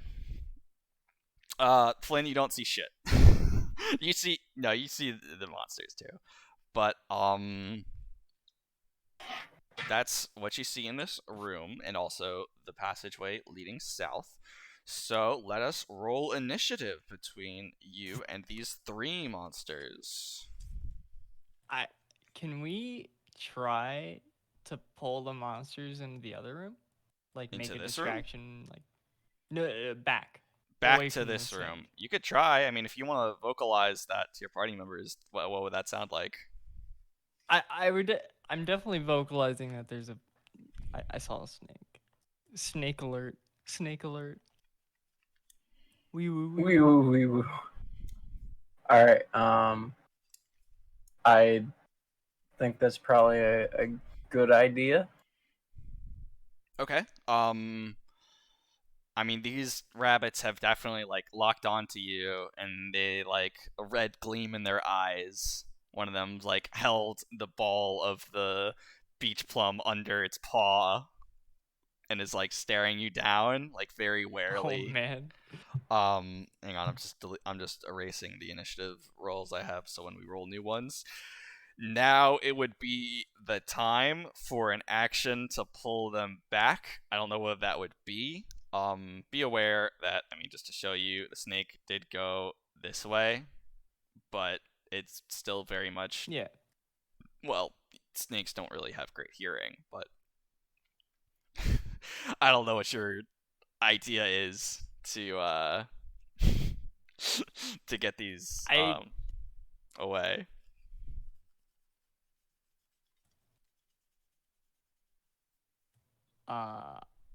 I don't really have a way that I would do it, so I don't know. Okay, I mean, We can just fight it in here. I don't think they're gonna last long enough for like the snake to come back and fucking. Okay. You're also operating on like Etrian Odyssey 1 FOE move per round of combat, but I mean, I'm not gonna. That's not. Well, I don't want to. I'm talking too much. You guys gonna roll initiative, or are you gonna try and do something to impact initiative and formation at the start of this battle? You should decide like now. You said they were like red eyes and locked onto us. Yeah, they see you having entered the room. Can we not just move out of the room and see if they follow us? Yeah, I mean. Oh yeah, I guess Yeah, we just do that's that. what I was thinking. Okay. I was thinking like throw something, but yeah, I guess. So, you. How do I want to do this without being too dickish, but also kind of having ramifications? Hang on. Beach hair 1. Beach hair. Ball. So the 3 of you roll stealth to try and back up very slowly and sneakily and without like signaling danger to these hairs. It's fucking cruel. To make you roll? I rolled a 3. Okay. You you step on a stick. Oh, 6. Okay, What's you the step minimum roll you can make? 1? What do you mean? So you can't go negative? No. Okay, cool. I got a 1. Oh my god. All 3 of you somehow step on the same stick. So what happens is Oh I wait, mean, it's -5 to strength, not stealth. I'm dumb. well, that's still a 6, so that's not very good. I got a 4. Well, that's you still all step on the same So stick. we're yeah. You're pretty screwed. The two hairs, take advantage of this moment, and they are going to get. I'm gonna say This you back. catastrophic I'm gonna say you blunder. backed up a little bit, but like from here to here. But they're still gonna take a surprise round on you. So roll initiative, but they are going first regardless of what they roll. My 4D chest has turned into 1D Oh. chest. 1. What the fuck, Roto? A 3. Oh my god. Well, I think they're going first regardless of the surprise round. 18. Alright. Well, so that is a 8. I shouldn't be saying. Well, you'll find out.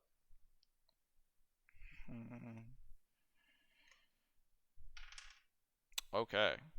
Wait. Does that one have bad or good? You can go.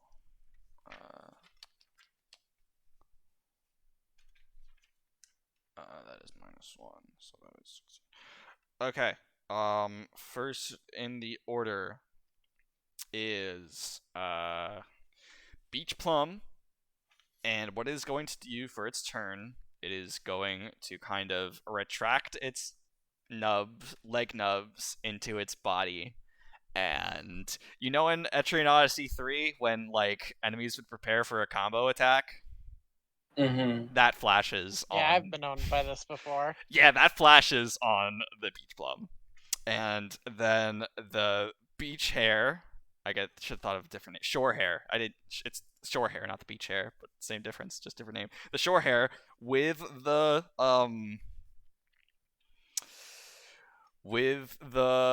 beach plum under its paw.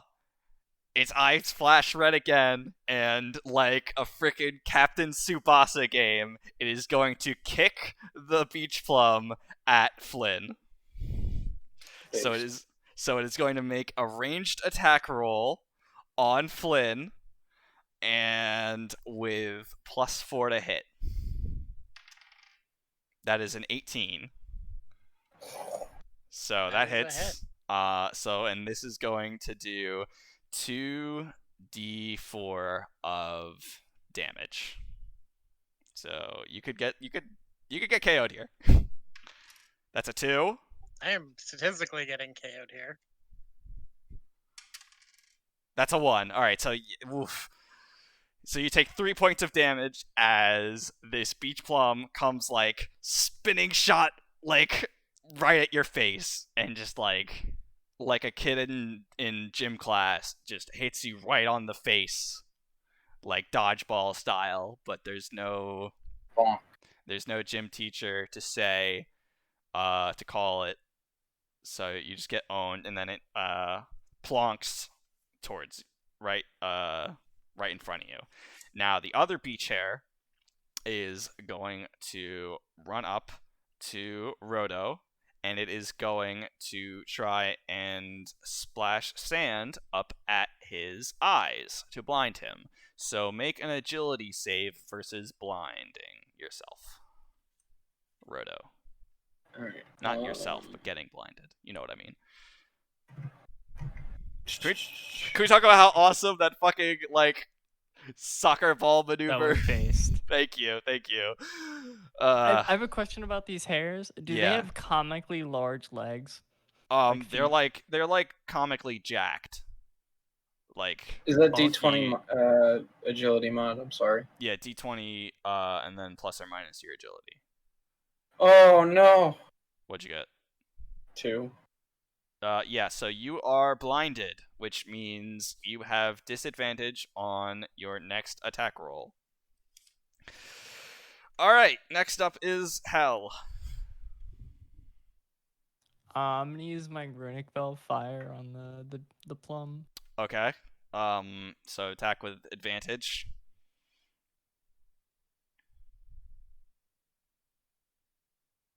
14? Yep, that hits. Now roll 2d6.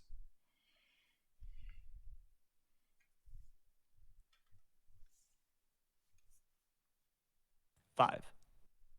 5. So you toast it pretty good.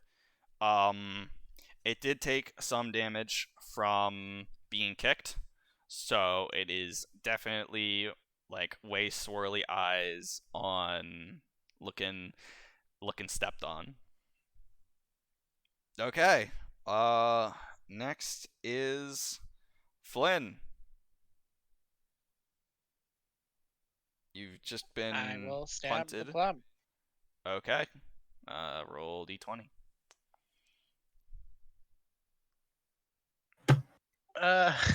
That's a 6. Nope. You are not successful in stabbing it. Now, Miri, I don't want to backseat here, but you can, as a bonus action, Bardic Inspire. So, just as being aware of your options. And you did get a bonus Bardic Inspiration through watching the beautiful sunrise. Just so that's on your radar. That is true. Is that something you would like to do or no? Yeah, it's Roto next? I'll Bardic Inspire Roto. Okay. So, that means... What does that sound like? As you have just been, had a ball punted in your face. What words do you say to Roto, or song do you play for him as he is trying to get sand out of his eyes? Oh. I don't mean to put you on the spot. You don't have to think of anything.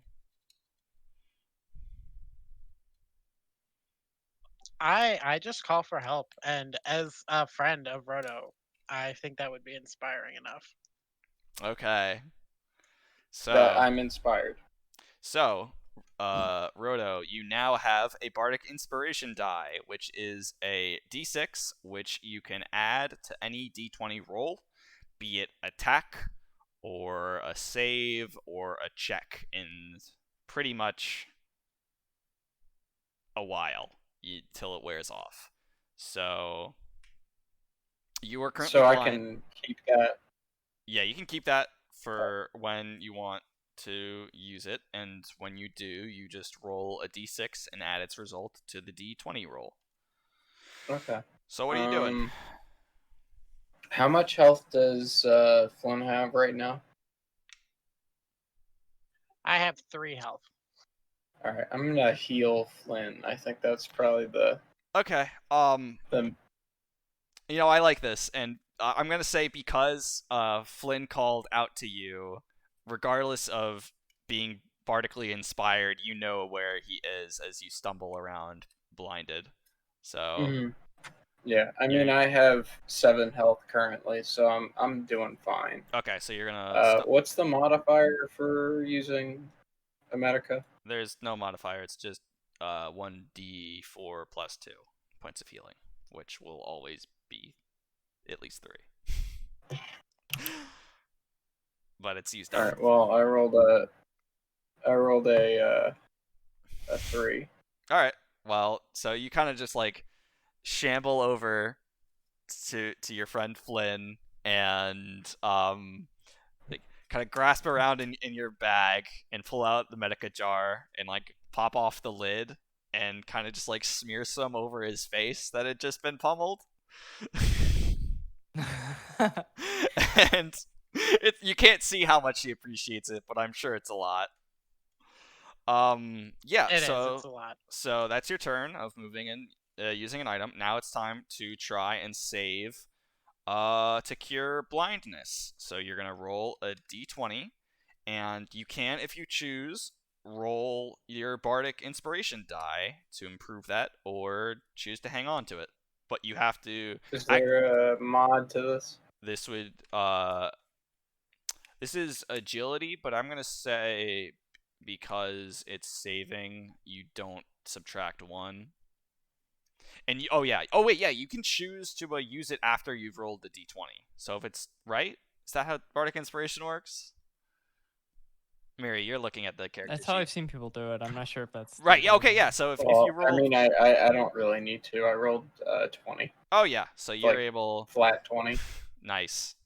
You super cure that blind, and you are like staring down Flynn in a somewhat homoerotic way after you've just like smeared cream over his face. Based. Yeah, so Very that's based. so you're like, I'm coming. Wipe it over his face, and then wipe your eyes, and then you're just like staring him down. You're like, oh hey. So yeah, that's your turn, and now back to the shore hair, which had just kicked the. Oh wait, no. First is the beach plum. Which is looking pretty beat up, but what it's gonna do is it's gonna just move over and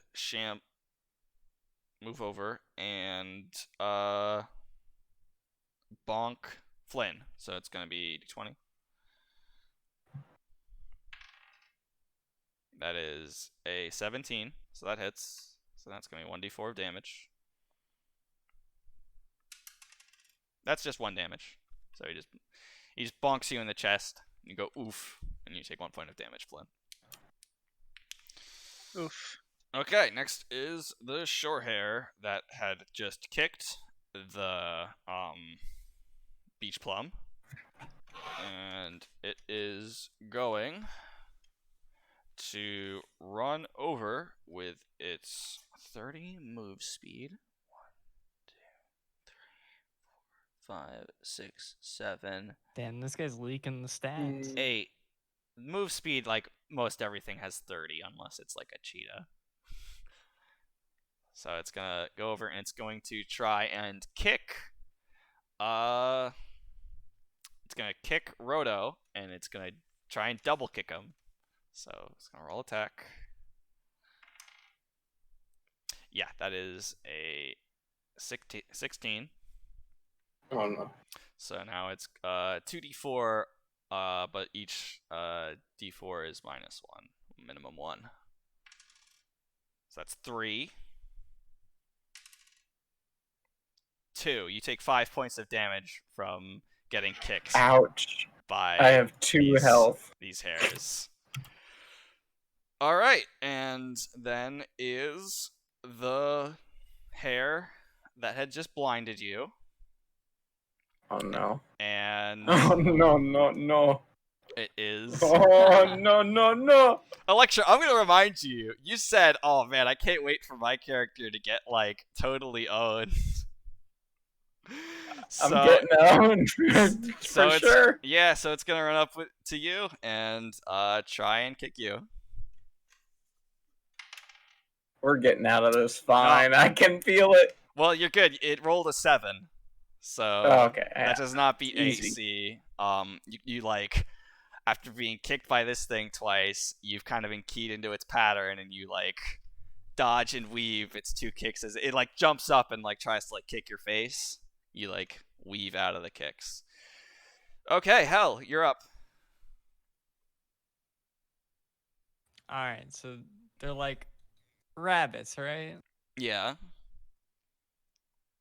I'm gonna Runic Bellfire one of them. Alright, which one? Probably the one that just kicked. Okay, so this one's the one that just missed. Directly diagonal. You can move further back if you'd want. It's probably a bad idea. Why? I mean, last time I moved, did not end. Yeah, I don't trust. All right, staying still. So LM. Just roll attack plus d20 plus 2. 4. That does not hit. It jumps out of the way of your fire. Next is Flynn. What will you do? I am going to play the Life Ensemble first movement for Roto. Okay. Thank you. Read what that does, because this is the first time you've used this. Heal some hit points for damage from a single ally. That's some with a U for you playing at home. Yes. All right. So how many dice are you rolling? I'm rolling 2 dice. I rolled a 7. I rolled a 1 and a 6. 1 and a 6. All right. So take one of those dice away. Roto, you are healed for 7 points of damage. All right, I'm back to nearly full health. Very nice. Okay, Thank you, Flynn. It's your turn. You're staring down 2 mean rabbits and a beach plum in front of Flynn. All right, I'm going to. Both are at full health. The rabbits? Or yeah, all the rabbits are at full health. I know that, but the beach plum. The beach that at plum full is health? looking. No, he's got swirly eyes and looking stepped on. Okay. So you got. I should kicked and probably then burned. attack the He's pretty rabbits. owned. I'll attack one of the rabbits with my sword. Okay. Give me d20 plus So 4. that's a d20. Yeah. Isn't wait. that is it strength modifier or agility Strength. modifier? Strength. Are you So plus attacking 2. this one or this one? Probably best I attack the one that's closest to Flynn. Okay. I rolled an 18, by the way. All right. Yeah. So roll damage.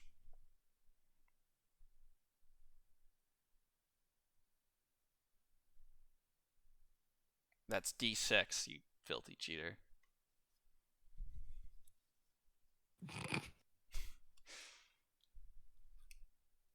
That's D6 plus 2. That's the square one. Plus 2. Yeah. The d6 is Not the fucking one. this up. All right, I rolled a 8. All right. Yeah. That like in a single cut that this rabbit is just like gonzo. 6 plus 2, baby. Let's go. It's a good roll. I'm gonna flip it over just so I Finally, I'm remember. catching a break. All right. Well, next in the order is the beach plum, and it is going to run over to you and bonk you. So it's gonna roll d20. Who's you? You being Oh, me. Roto. Yeah, the last person to talk. That is a 9. Doesn't hit. Okay, you're wising up.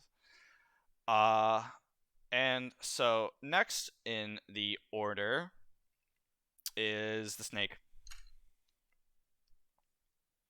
It has made its way down. You guys are pretty slow. The what? The snake. And it's gonna Is slither the up. snake an FOE, by the way? Yes. Yeah. So play your fucking FOE music of choice right now. As it slithers on over, and it's gonna bite this rabbit.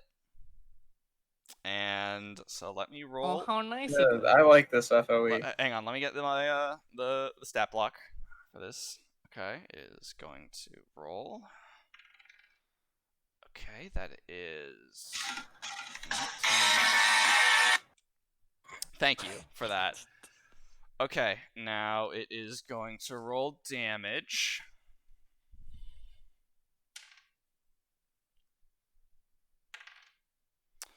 Okay, yeah, it devours the rabbit in one bite. I'm regretting not backing up. And with that, it's Hell's turn. So, what will you do? You have one beach plum, and there's no rabbits. Can I cast in that move? You can. Do you I have... assume so. Yeah, I mean, yeah, you don't have any spells other than... Yeah, I'll runic bell the snake? Or the... fucking beach plum. Oh, okay. Sure. Yeah, roll. I'm not making the snake mad. Are you? Oh yeah, I should probably mark that the rabbit corpse is there. That's a good point. Yeah. What do you want to element wise? I assume fire, but I don't want to assume. Fire. Yeah. Okay. Yeah. Roll with advantage.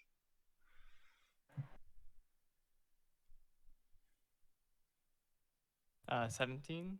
Yep. And it's dead, unless you roll 2 ones. Yeah, 3. So. GG. Nice. Okay, yeah. Well, I mean, I wouldn't say it's And then I want to GG. move as far as I can. Okay, that would be 10 squares. So that I think gets you in back to the other room. That is, if you guys didn't really move from this spot, 1, 2, 3, 4, 5, 6, 7, 8, 9. Yeah, you could go as far back as here. Yeah, I want to do that. All right, I'll just mark an H there. Next in the order is Flynn. I would also like to move away. Sure. 1, 2, 3, 4, 5, 6, 7, 8, 9, 10. You want to go here? Yes. Okay. And next is Roto. Staring down a big snake. Can I move and then Falcon Edge to get priority next turn? No, because your only die came up a 6, so you don't have any more ability die. Dang. Wow, you can pull a fast one on me, huh? Mine's like a steel trap, and you're all trapped in here with me.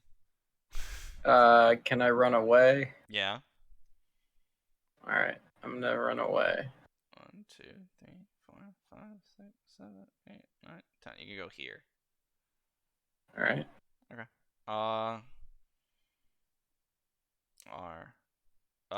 Okay. Now it's the snake's turn.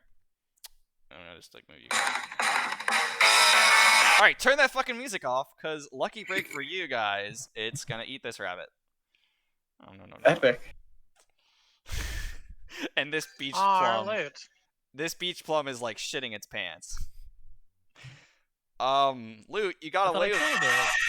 Alright, I'm actually gonna mute you, Electra, if you do that again. I'm at the end of my rope. This is my last resort. I mean, I wouldn't say you're still in combat, but unless you want to go in and attack it, it's Hell's turn. I want to continue moving away. Sure. Would the whole party like to do that? Yeah. Yes. Okay. You move back to this room and reconvene. This guy's dead.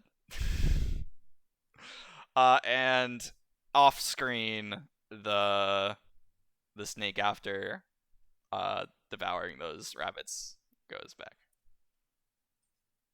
You know what? There's nothing there. You can see. Wow, look at that. It's a pretty good map for your first. Oh, I don't know. So how you guys want to debrief? How was that? Pretty good so far. I like the FOE. How he almost owned all of us. Yeah, I Very similar to my first FOE. and I don't know. You guys want to check out the other way? Talk with each other. How is you feeling after that? Health wise, character wise. Yeah. How are you guys? How are your guys' pants? I'm missing 1 health, so I'm good. I mean, I'm good to check the other hallway. Yeah, I'm also only missing 1 health, so. Okay. I mean, if we run into something that's kind of a big deal, you know, it might. Yeah, we're kind of a big deal as well, so Okay, I'm sure sure. we'll put up a fight. You turn to go this way, and everyone make a perception check for me.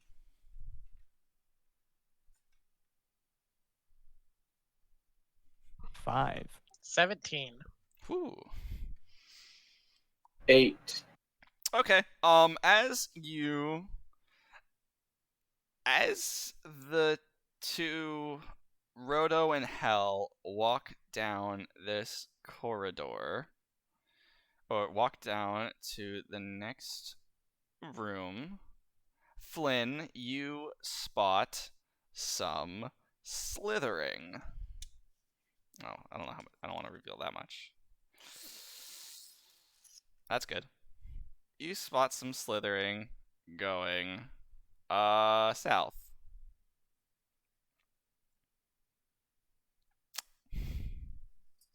Well, this was a productive day in the labyrinth. We should probably leave. Yeah. Do you turn tail immediately? I mean, what did you roll, a 17 on perception? Yes. With a 17, you definitely notice that, like, the snake did not notice you. And what was this doing? Oh, that was just blocking that. Big fucking spoilers.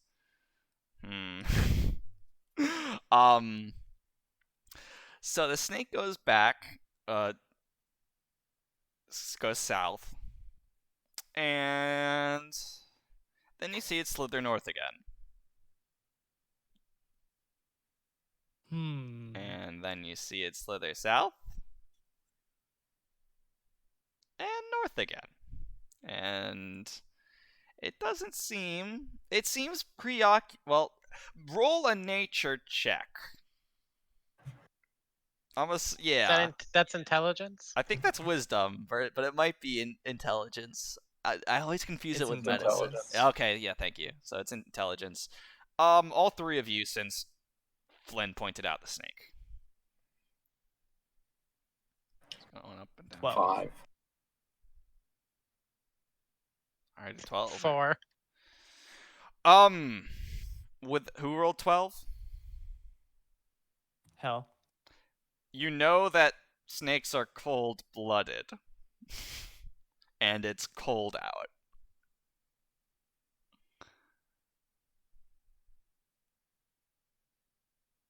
Okay. My brain is very tiny, so. Same. How do I put this? So Rep- the rooms it's slithering into must be warm? I'll drop a hint and Am I say, stupid? no, this was probably obtuse, and it's really just kind of, I how do I put this? Reptiles keep moving to stay warm when it's cold. Oh, I didn't. Okay. Mm. I see. Was that too big a hint? I thought you were telling us to hit it with cold damage. I mean, that's not off the table, but I don't know if cold damage will be enough at your current state. So What's in that hallway? Can I advise Hell? Hallway north or south?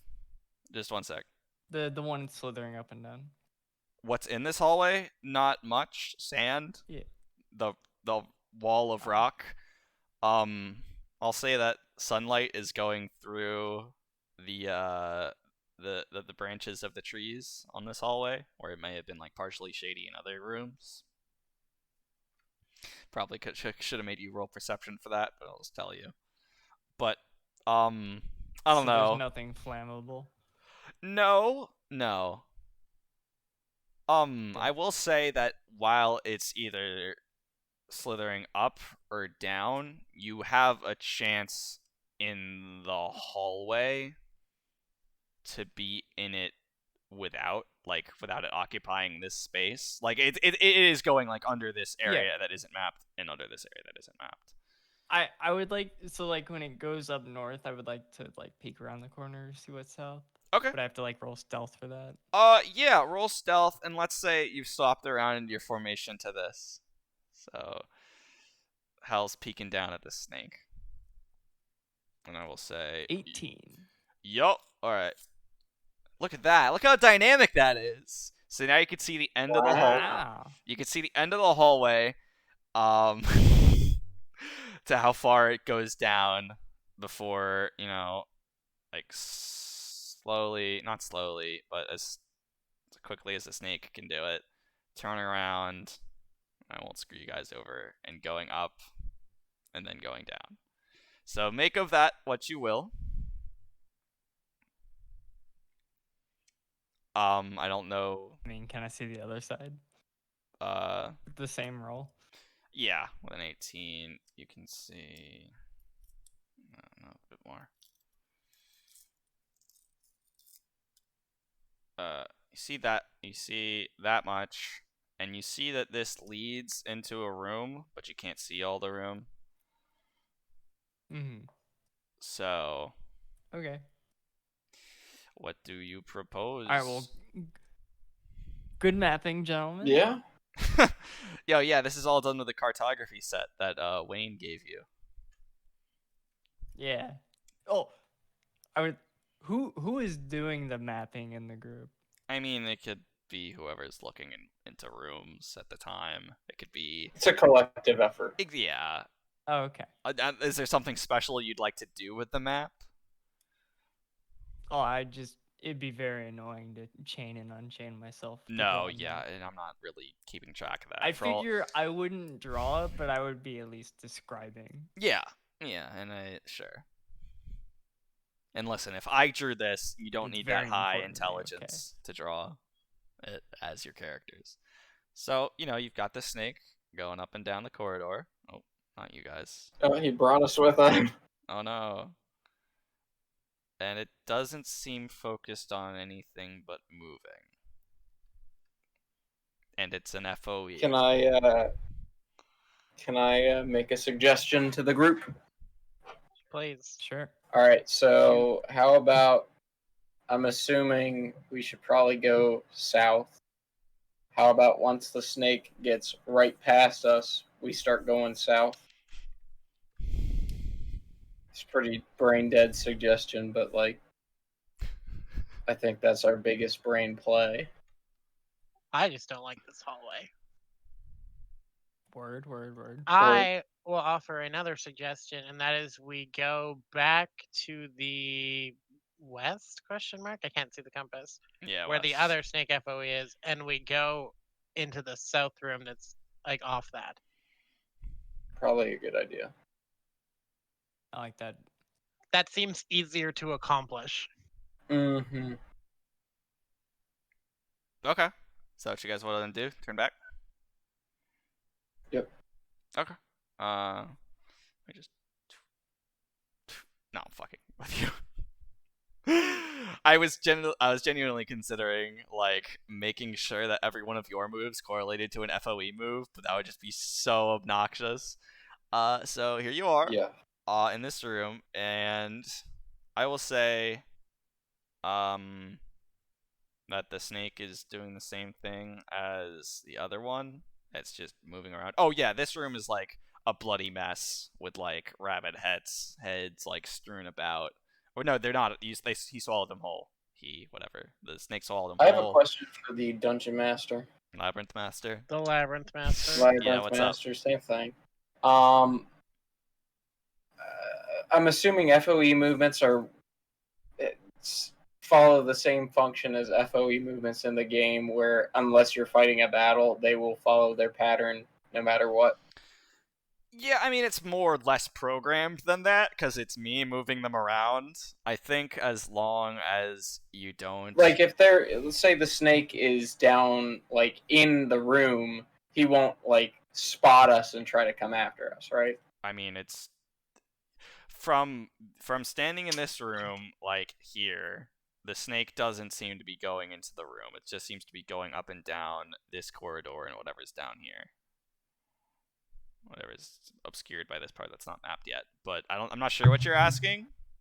Other than he'll still go in the same path he's going. He's not going to turn and fight us, right? Right. I mean, unless something else triggers it to want to go in there, like the scent of rabbit blood. I'm just gonna say, and I don't know if I should have said, but that's kind of what made it turn and go into the room. I mean, the brain's chugging right now. I mean, you still have... South. Sure, you want to go down the south of this room? I need the enthusiastic consent of my party members. Yeah. Okay. Yes. Sure. I have never wanted great idea. anything more than to travel into the south room. That's great. Because what you find is between the walls of rock is a little field of grass growing, and it's quite peaceful. It's definitely tranquil. Not enough to recover HP or TP, but you find this bed of grass that is, well, make a nature roll. Just 20. 4. 4. Okay, it's grass. It's green. You got that down. 13. Are you sure it's green? Yeah, it's green. With a 13, I would say it seems like thicker than normal grass. That's really telling me a lot. You got a 13. I mean, I'm not gonna tell you. You didn't see it in a book, but it's definitely different from normal grass you would see by the seaside. Seashells. She sells I will. seashells. Yeah, I mean, by the I'll tell you seashore. that this is just like I'll tutorial tooltip this one.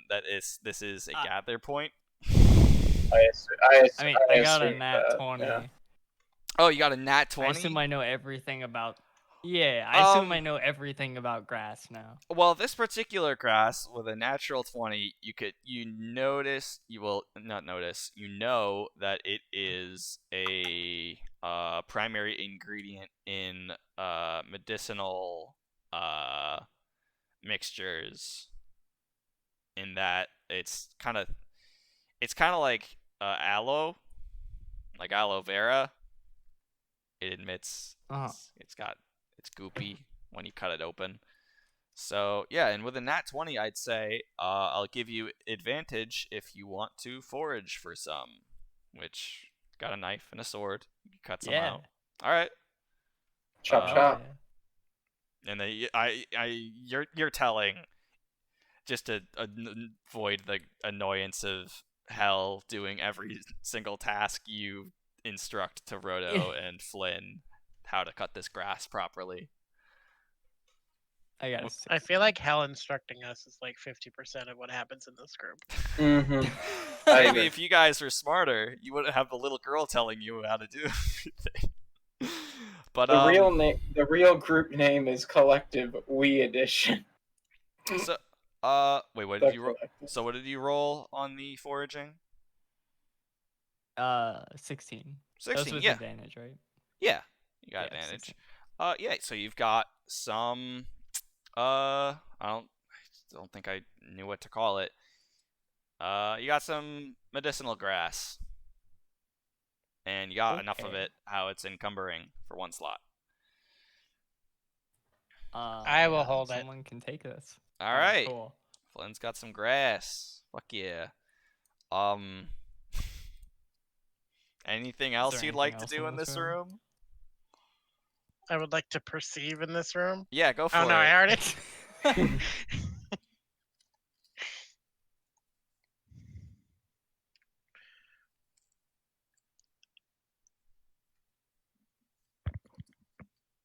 Is my button broken? Oh shit. If only you had a physical die. That never breaks. No, my I push to talk mean, button's that's- not making noise. Oh. I thought you meant the button to roll there the it goes. die. I rolled a 19 plus 4. Oh yeah. You notice in this room, amidst this grassy alcove that is still surrounded by walls of rock, that there is a large passageway that seems to pass to the east. So you found a passageway to get you back to the main room. That's a pog. I'm pogging.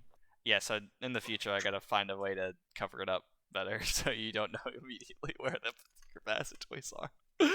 But now you can get to this medicinal grass real quick. Go team. What? Easy. We did it, gamers. You beat the kind game. of a big deal. What are you up to now? Is this a two-way shortcut? I assume Yes. so. Yeah, there's arrows on both sides. I don't know if you can see this. What are we up to now, gamers? So. What time is it, by the way? Like in the In-game? game? I'd say it's probably around like, well, you got there at like 10 a.m. It's probably like noonish. No, it hasn't been that long. No. I mean, combat rounds are like how's 6 everyone's seconds. pockets doing?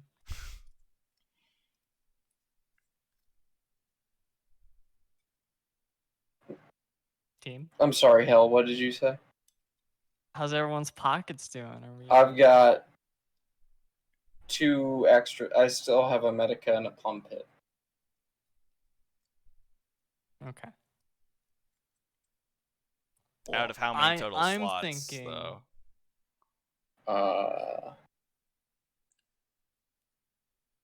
Where do I find my total slots? It's your strength.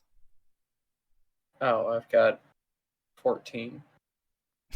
So, Never how mind. many I've open got a lot. slots do you have? You got a lot. Okay. That's what I I was have trying to He's got a enough.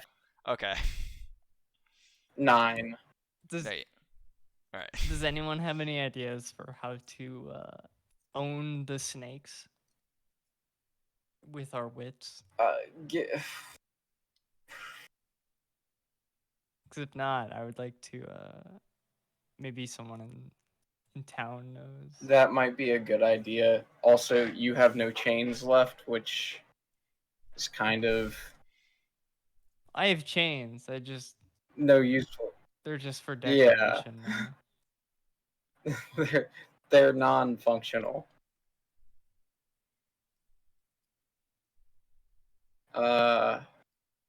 Yeah, I think we might want to go back to town, lest we want to try fighting them now.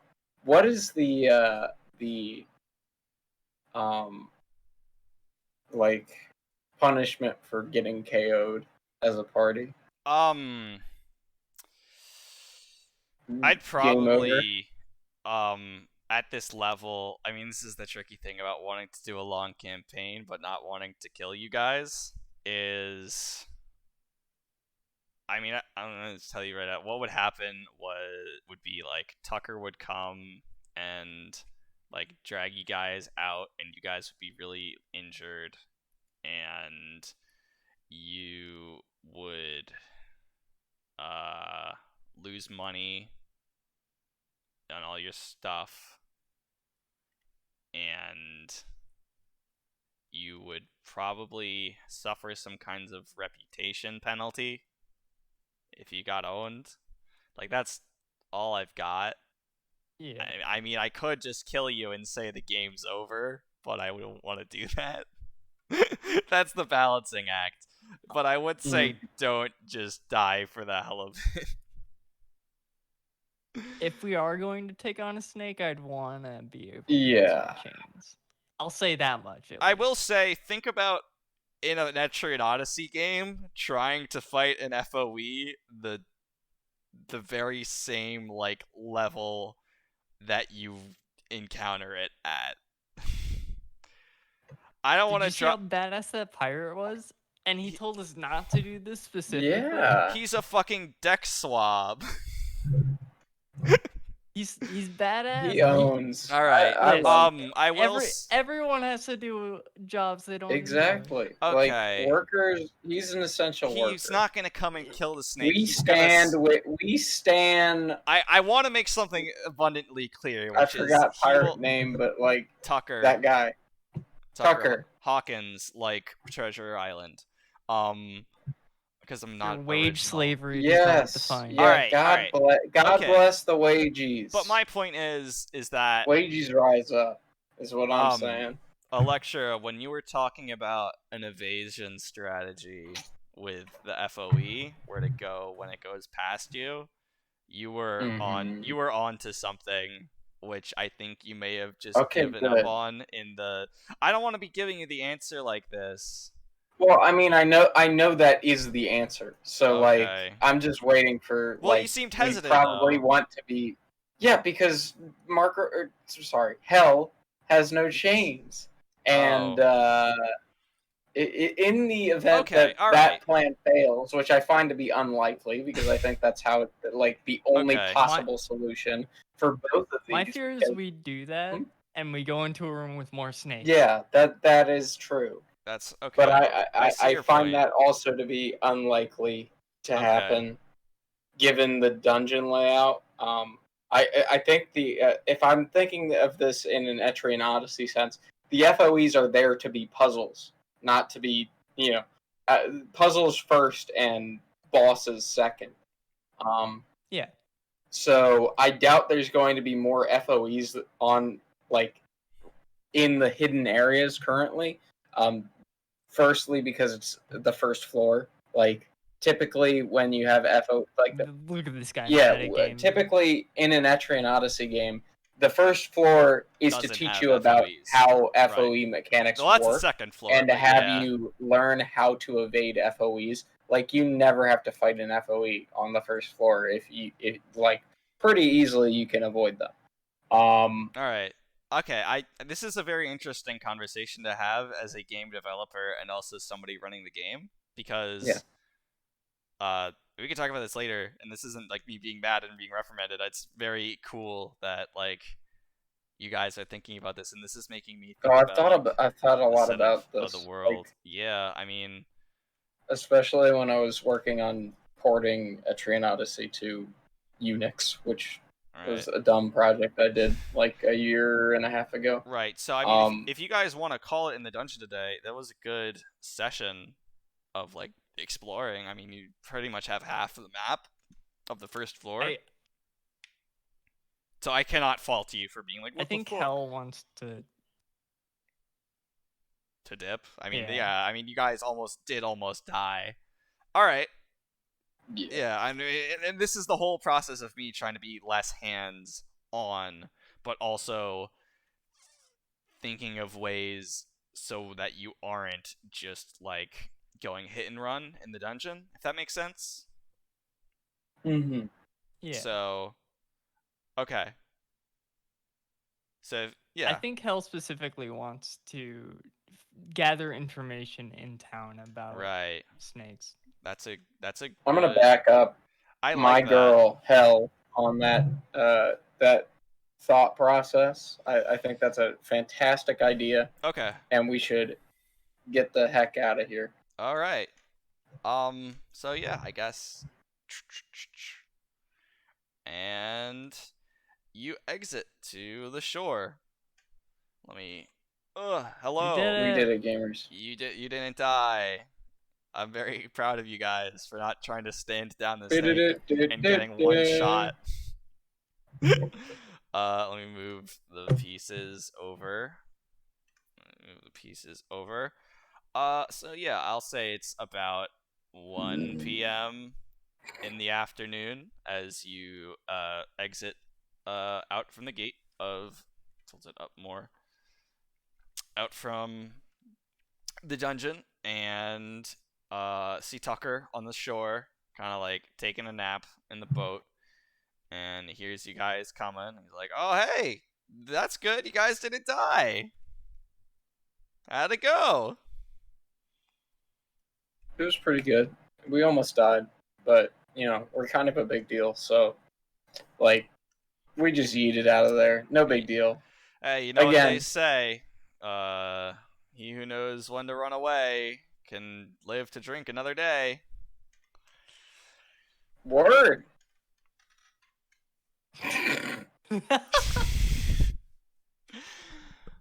So I assume you guys aren't sticking around Just to be here clear, much longer. Does Roto say word in character? Yeah. All right, yeah. Okay, cool. That's the advantage of being in the 32nd century or whatever.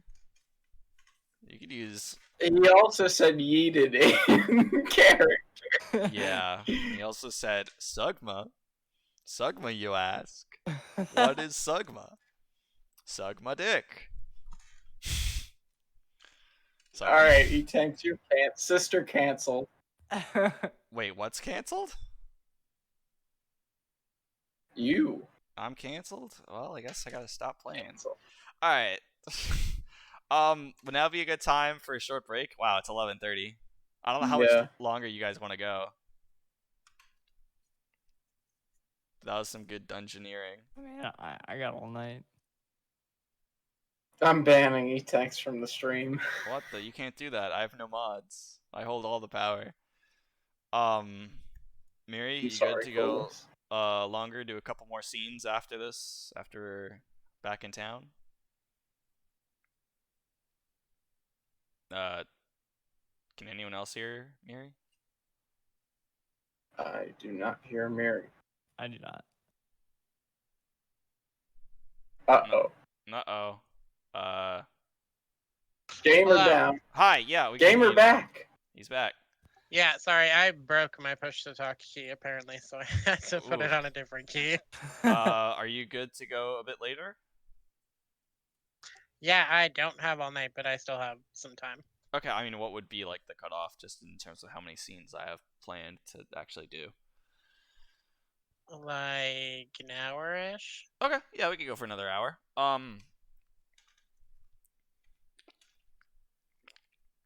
Sip. Yeah, big sippy. The three of you recount your great adventures in the labyrinth to Tucker, who, Are we taking a short break or not? well, yeah, I mean, this was just the lead into the short break. How short do you want it? Oh, okay, I'm sorry. No, that was it. That was all I had to say. Oh. Okay. Alright, I'll be right back. Okay. He's laughing at me. I provide him with fun and adventure, and he laughs at me, folks. Wait, why aren't I following? I'm unable to follow this user. Hello, chat. I'm reading you right now. How's it going? How am I doing?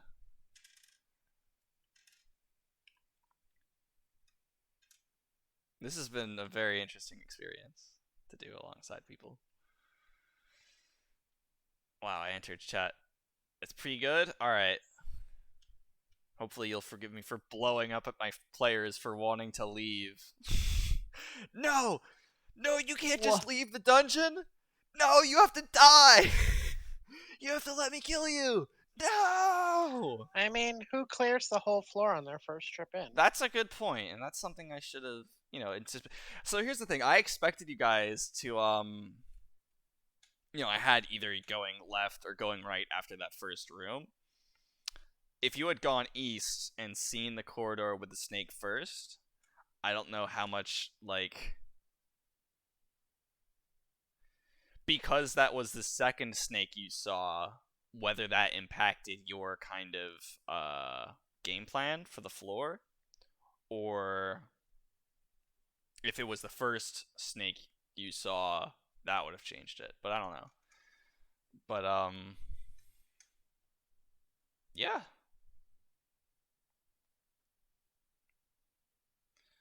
What else? I mean, I just figure why not explore everywhere you can without the snake before trying to go past the snake. And that's a good. I think me as the designer, having seen the whole floor, there was a part of me that's like, well, why wouldn't you go this way? But when you cover it up with post-it notes, it's different. And that's something I have to also get better at, is if I have secret passageways, I have to find a better way to hide them with sticky notes. So it's not obvious. Like, that's on me. I can't be like, no, you don't see that little tiny one that's clearly covering a two-way arrow. Like, come on, you gotta be prepared for that, or plan ahead for that.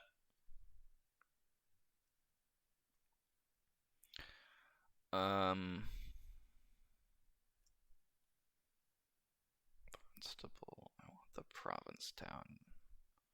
It does. It gives you the tide charts.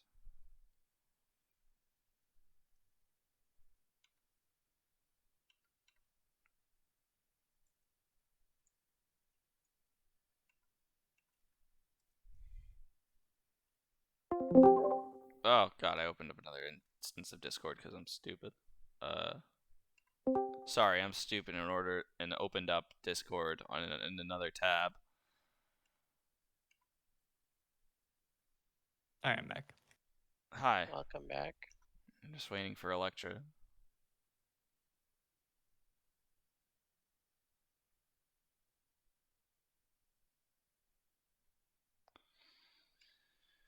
Okay. Close that.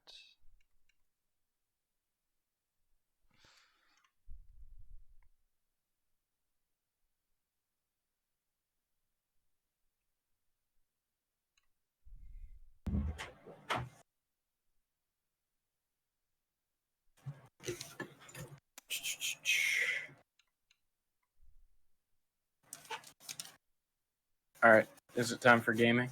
I mean, yeah, still in the middle of a game.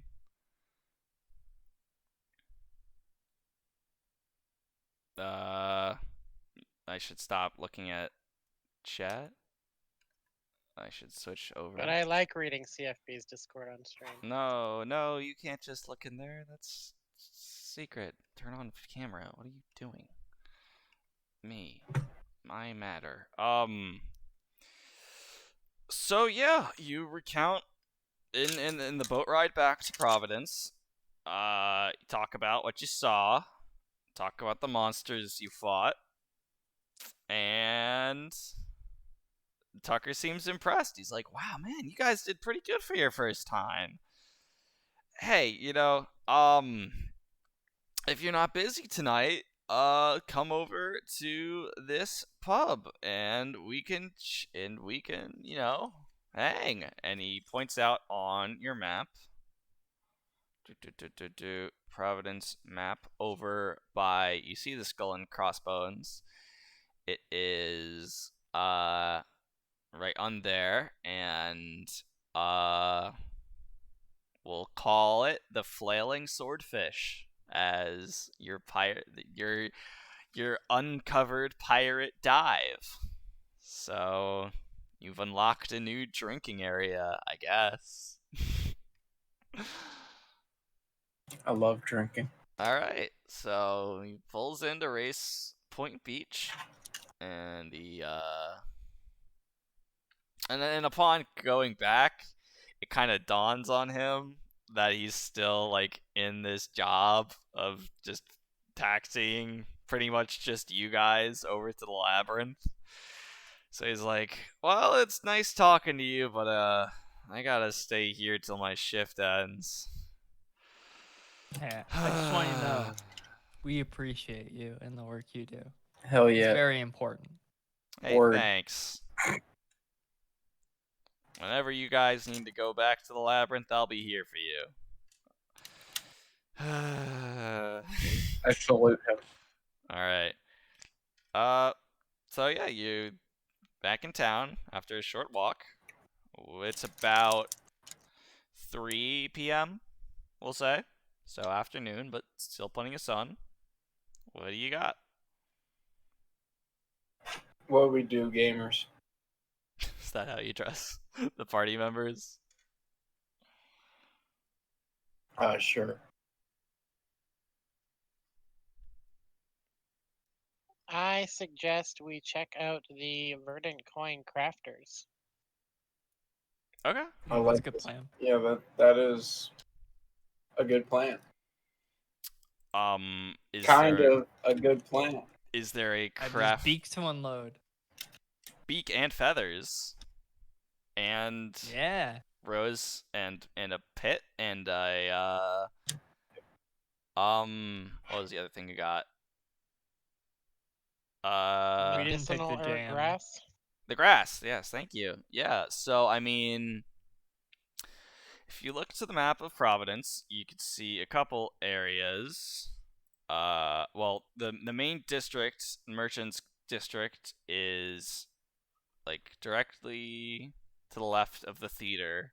There's the really big, I think it was described as like an open market that you could just sort of walk into, which upstairs is the sort of headquarters of Verdant Coin.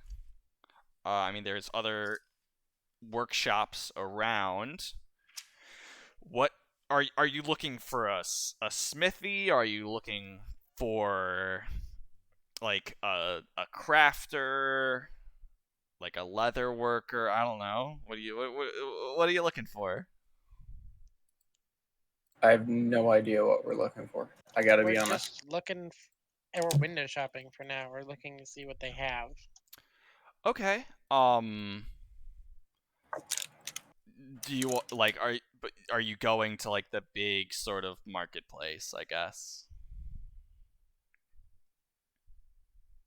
Sure. Okay. Yeah. So you walk through town and walking it through the merchants district with lots of different shops and stalls, some relevant to adventuring, but most not so much.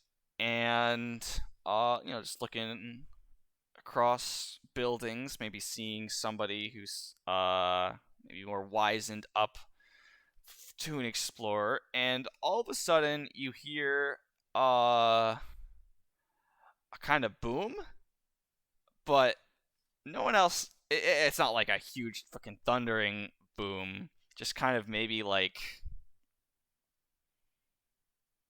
trying to describe the scale of the volume, and I'm not doing it well. But anyway, regardless of the sound of the explosion, you look over to a shop, and there is smoke coming out of it. And no. then you see two people walk out of it. One of them looks to be a sort of grizzled, like, woodsman type. The other seems to be more of a how you say, mystical Ninja starring Goemon. not, yeah, that's the one. No, but think more in scholarly outfit, and the woman who is in this kind of scholar's robes is dragging this guy out of the workshop, and she's yelling back, "You're crazy! What are you trying to pull here? You almost killed my friend! I'm never shopping here again!" and she kind of, like, with this dude on her shoulders, kind of like shuffles off. I want to shop there. That sounds like my kind of place. Okay, yeah, sure. You walk over to this very unsuspecting shop, which had most of the smoke has cleared out of it, and the only person inside now is a young woman who is dressed similar to, let's just say, dressed as a medic, for lack of better descriptions, and it being close to midnight. Yeah. And she kind of is she's cleaning her glasses from all the smoke, and she says, "Well, you asked for my help, so don't come crawling back when there's no one who can stand up to my genius." And then, after putting her glasses back on, she notices you three, and she says, "Oh, good, more customers! Hi, how can I help you?" "Oh, wait, never mind. Can you help me with something?" Maybe. What do you need help with? Yes. "Sure, yeah, just this, free sample here. Just one of you needs to try it. It won't hurt at all." I take the free sample. Okay. You acted too slow, Roto. Flynn takes imagine, like a little tiny Dixie cup, but glass, but like a shot glass. And you just frickin' drink it back, Flynn. What color is it? It's green. Why are you Yes. asking this after you drank it? Well, just making sure. I mean, he was insistent on it. Okay. Make a vitality save for me. And I'm gonna say disadvantage because it was administered directly. How vile did it taste? Well, roll and we'll see. Oh, That is a 14 with disadvantage. Okay. You're able to smack your lips, and it tastes decent, kind of like a limey, citrusy taste. And just as you're trying to place what the aftertaste might be, you fall to the ground. epic. And Oh. and this woman standing over you is very diligently taking notes in a notepad, and she says, yeah, great. Okay, yeah. Does anyone else want to try it? Was that intended? Is that like the effect you're going for? Oh, did I not mention this is my new sleeping drug? And it's Oh, meant to okay. be used on monsters, so the dosage is pretty high and goes into effect pretty pretty soon. But yeah, these are great results. It didn't seem like he was about to pass out there for a sec, so maybe I have to up it a little bit. And she makes a note. It says, and you're still on you're on the floor sleeping. Flynn. How can I help you two? Could we get more post-apocalyptic roofies? Thank you. How? So, say for example, we wanted to use that on, maybe a large animal, probably, reptilian. Maybe cold-blooded slithers on the water snake. ground. Oh, Has how two would big we- fangs. And she kind of thinks about it. She says, "Oh, you two must be adventurers, right? Let me guess. You just came from the we're part of labyrinth. The new, Yeah. Yeah. Oh, that's great. Well, I mean, I don't think offering it to the monster as a free sample will be as effective as that. So, maybe if you know what it eats, you can coat whatever you're trying to Ooh. put to sleep in it and have it eat it up. That seems like it would be a good method. So I have a light bulb going off, like an anime light bulb, right above my head. Just imagine that. Yeah. But He's having a brain blast. so my idea being, well, actually, I just had another anime light bulb. My first So you got anime two. light bulb was we have no rabbit parts, which we saw the snake. Big fan of the rabbits, Sure. the hares. Yeah. But then I realized that there's still rabbit parts in the labyrinth, so we might be. Yeah, I mean those weren't the only two rabbits in the labyrinth also. So Did it? I forgot to ask. Did it also eat the plum? Or did it leave the when you plum went through the untouched? room, the plum was squashed, but it didn't eat it. Oh, okay. Like it finished it off, or it just like died of shock. But no, I mean the rabbits were gone. But We did shoot it. no, it was unsalvageable. Oh. I could get this this character who has not introduced herself on off of the screen. But yeah, after kind of making notes about this, he's like, "So, how big about is this monster you're trying to drug?" Pretty big. Pretty big. I can't big work with snake. pretty big. How big would you say it is in map tiles?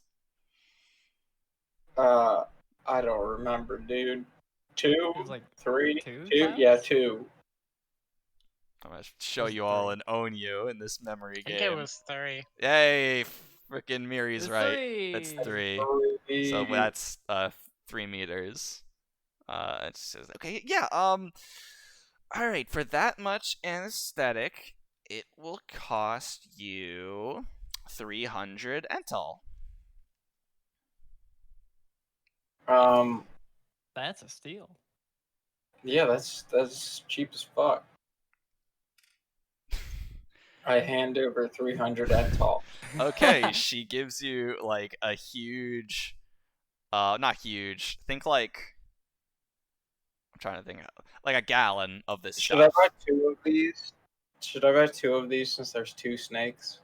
I mean, that would be 600 I'd be ental. broke. Yeah, that's I'd be more money than you completely have. broke. I thought We have 600. I have Ental. 600. But what? No, because you paid 1,000. You started with 1,500 total, and then you paid 1,000 to start the guild. So you're down to 500. We found 100 in the lab. Oh, you're right. Yeah. Shit, you have exactly 600. I forgot. Yeah, I mean, if Easy. you would be totally broke, but in relying on charity to eat. I'll just buy one, man. Or you can. I So don't I'm want down to to stop 3. you. Okay. Nah, Sure. Yeah, she hands over a gallon jug of this anesthetic, and she says, I guess so I should ask, how long does this last? Is he gonna be here for a while? Just well, he did down the whole thing, but it was a smaller dose relative to body size. I say he's gonna be there unless you pick him up for about 30 minutes. okay. And on a snake. It's with this much greater dose, I think this much will put it asleep for about an hour, assuming you don't try and wake it up with anything else. All right, cool. Cool. Well, I didn't catch your name. Oh, I'm Marcy. Marcy. Marcy. My name's Chemi- Phil. Nice to meet you. Hi, nice to meet you too. You could just call me the chemical genius of verdant coin. And All right, chemical genius of verdant coin. I am Roto, and the person who is now, taking a snooze is Flynn. Oh, well, nice to meet Oh, you. So we found some like grass. Oh yeah, we got a bunch of stuff. that in the labyrinth we found I was some just grass gonna that you might ask, take a because look you at. guys seem to have come from the labyrinth with a problem. Yeah, hey, so if you have anything, let me take a look at it. So what do you want to show her? I hand over the feather, the beak, and then I, Okay. get the grass off of Flynn's body. I Still also unconscious throw at in the my point. plum pit. All right, yeah. So you show her all your loot, which you maybe have to remind me of. When she's looking at the seagull stuff, she says, yeah, I can't really do much with this. I mean, they're kind of gross, and also they don't really have any properties for like medicine or bombs or drugs or anything. I would recommend you would take these over to Mr. Tetsu, Can, though he's out can we today. smoke the grass? Yeah, when you hand over the grass, she says, "Oh, great! Yeah, medica grass. I can use this to make up some medicas for you guys. And since you provided them to me, they'll come at a discount." Oh, Nice. would Yeah. you look at that? Look at So that. normally a medica, hit me with your Etrian trivia. How much do medica ones usually cost? 40.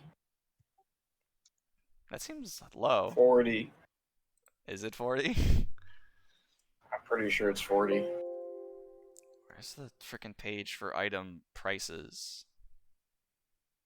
There's no barter log. Epic. I got my 3S right No, here. I'm looking at my fucking document. Why do you have the document? It doesn't say Aren't they shop like prices. 20? It's Yeah. either 40 or 20. Well, I'm gonna say that they're 40. Because 20. Medicas are 20. They are 20, yeah, that's right. All right. Well, union labor costs drive up. I was thinking of something else. I was thinking of Amritas, wasn't I? Amritas are the TP recovery. I'm There's down. no way those would cost 20. And that's why I said 40. Okay, whatever. So yeah, you can get medicas for 40 as long as you keep bringing her grass. No. So, I mean, what other stuff? Oh, with the rose, no, with the plums, you could sell that for fodder for, let's say, Yeah, Medica 20. is 20. Okay. Well, Medica here is 40. I should like start documenting shop prices and not just come up with them on the fly. Or maybe I should make them around 50. What do you guys think? I mean, you guys would want them lower. But item Nectar's 500. shop prices. See, this is the fun. For everybody watching, this is what Amrita's 200. this is what the beta test entails. Is coming up with stuff on the fly. Item shop prices. Yeah, let's say Medica is 40 Ental. You sold. You're giving that to her to lower the price to whatever. The plum pit. We'll say you sell that for like 20 Ental. other stuff. I mean, the grass. No, I just called it Medica Grass, but I might change the name because that's kind of lame. I guess that's all really Marcy can help you with. But I guess as you pick Flynn off the floor and he comes to after shopping around, she says, "So yeah, if you need any medicine made up from materials you find in the labyrinth, I'm your girl. You can find me right here." Where's Tetsu's shop? I Oh, know he's not in today. yeah, he went down to the mainland to check on something. He actually took the ferry today. Where do I want to put these shops? His main workshop is right across from the open market. Cool, thank you. So Thank you. kind of plonk that down like Strong Bad when Strong Bad's cool game for attractive people.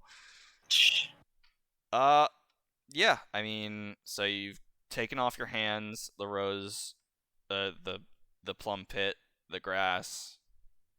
Is there a strong bad insert character, just like how there was a mini Omega King insert character? Who is the mini character? The person Flynn talked to Huh? at the beginning of the session. Oh, that was Jeremiah. yeah. Okay, yeah, that was. I'm sorry, because in my head that was Milo from Pokemon Sword and Shield with the farmer aesthetic. But there's not I'm a strong sorry bad you had character. that game in your mind. I listen. Game Freak game design's poopy. Game Freak character design is good. All right. Is also poopy. Sure. What do you wish to do now that you've said bye to Marcy for the time being? It's about 4 p.m. What was the name of that Zodiac? Fucking The Aster, head of Aster. That was Aster Cygnus, Aster. who is do you want to like try and track him down or just I know he wanted me to report back with how the bell works, but I don't know if I should do that now. okay? I mean, what do you? Might as well. What else could we possibly do? I don't. You could wait till it's I'll time to track him drink, down. but sure. Yeah, okay. We should. Oh yeah, because I probably wouldn't join drinking. I'll probably see him at night. Yeah. All right. We should also get Flynn back to the. Oh, he's up. Yeah. House. After He's up. Yeah, after finishing the transaction with Marcy, he picked himself off the floor, or someone else picked him up. But as he got up, Marcy took notes. I mean, I can't. You can't lift anything. Were there any lasting effects? No. How rested do I feel? Very rested, except for the fact that you were. Be careful what you say here. You were sleeping on the floor, so I'm gonna say you got hit points back. Hey, I slept on the I'm used floor to at sleeping on the GDQ. It was floor. comfy. You still have 2 uses of Bardic Inspiration, and you never used that. But I guess I'm almost done with having you guys roll for the night. So, oops. Whatever. I'll use it during drinking. That's true. I'll allow that. If you guys go drinking. Okay. I mean, do you want to split up? Flynn and Roto will try and meet up with Tucker to drink, and Hell will go to Azure Tome facilities. Yeah, probably a good idea. Sure. Okay. How about we do the scene with Hell first? So where exactly are you thinking of going? Do you want to go to like the library or the guild hall to try and get him in his office, or where exactly? I figured she would try to go to the guild hall. Okay. That's sure. where she's seen him. Yeah, you head over and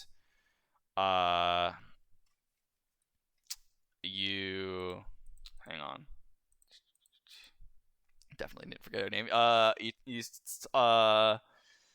You say hi to Clara at the front desk, and she's very happy to see that you guys aren't dead. Well, just that Hell isn't dead, but you tell her that the rest of the guild is intact. Yeah, Um, everyone's still alive. Don't worry.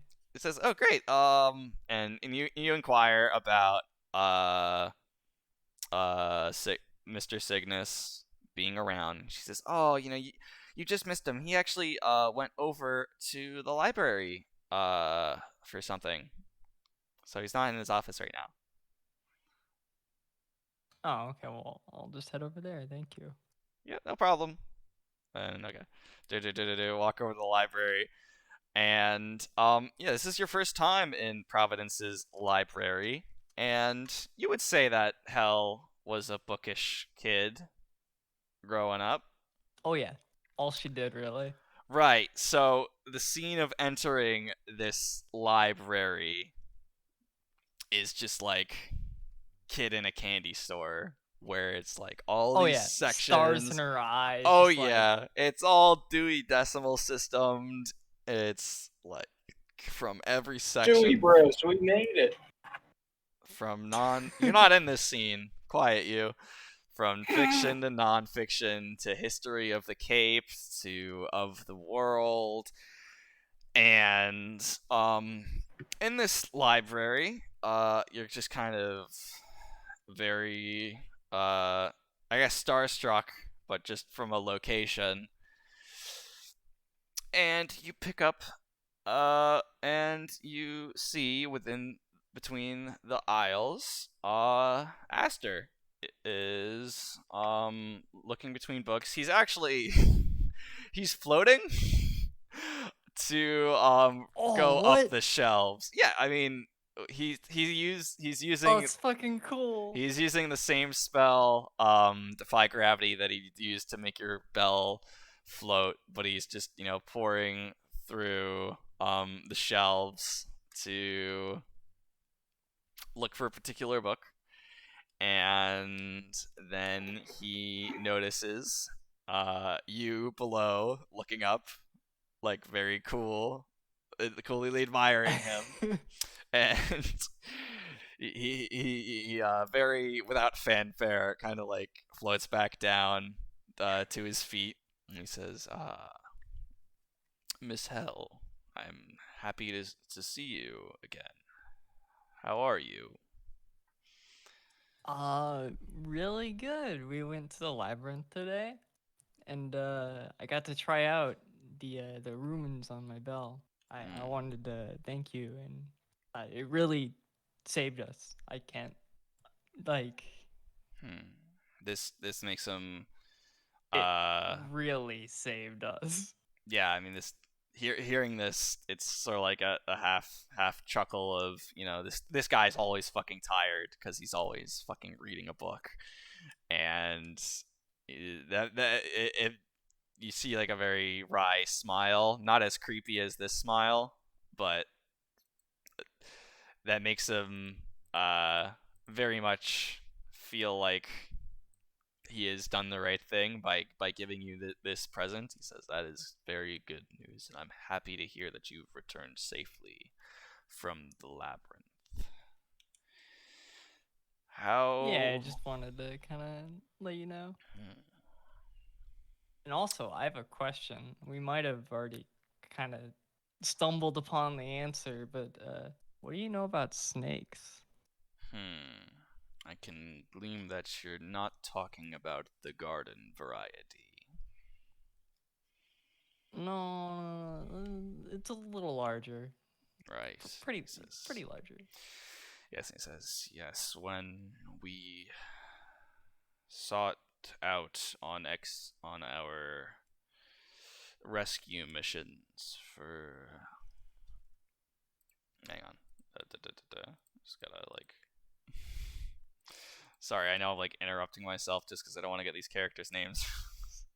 When we sought out on our rescue mission for Lucas and Abigail, the main stopgap from having more people on our search were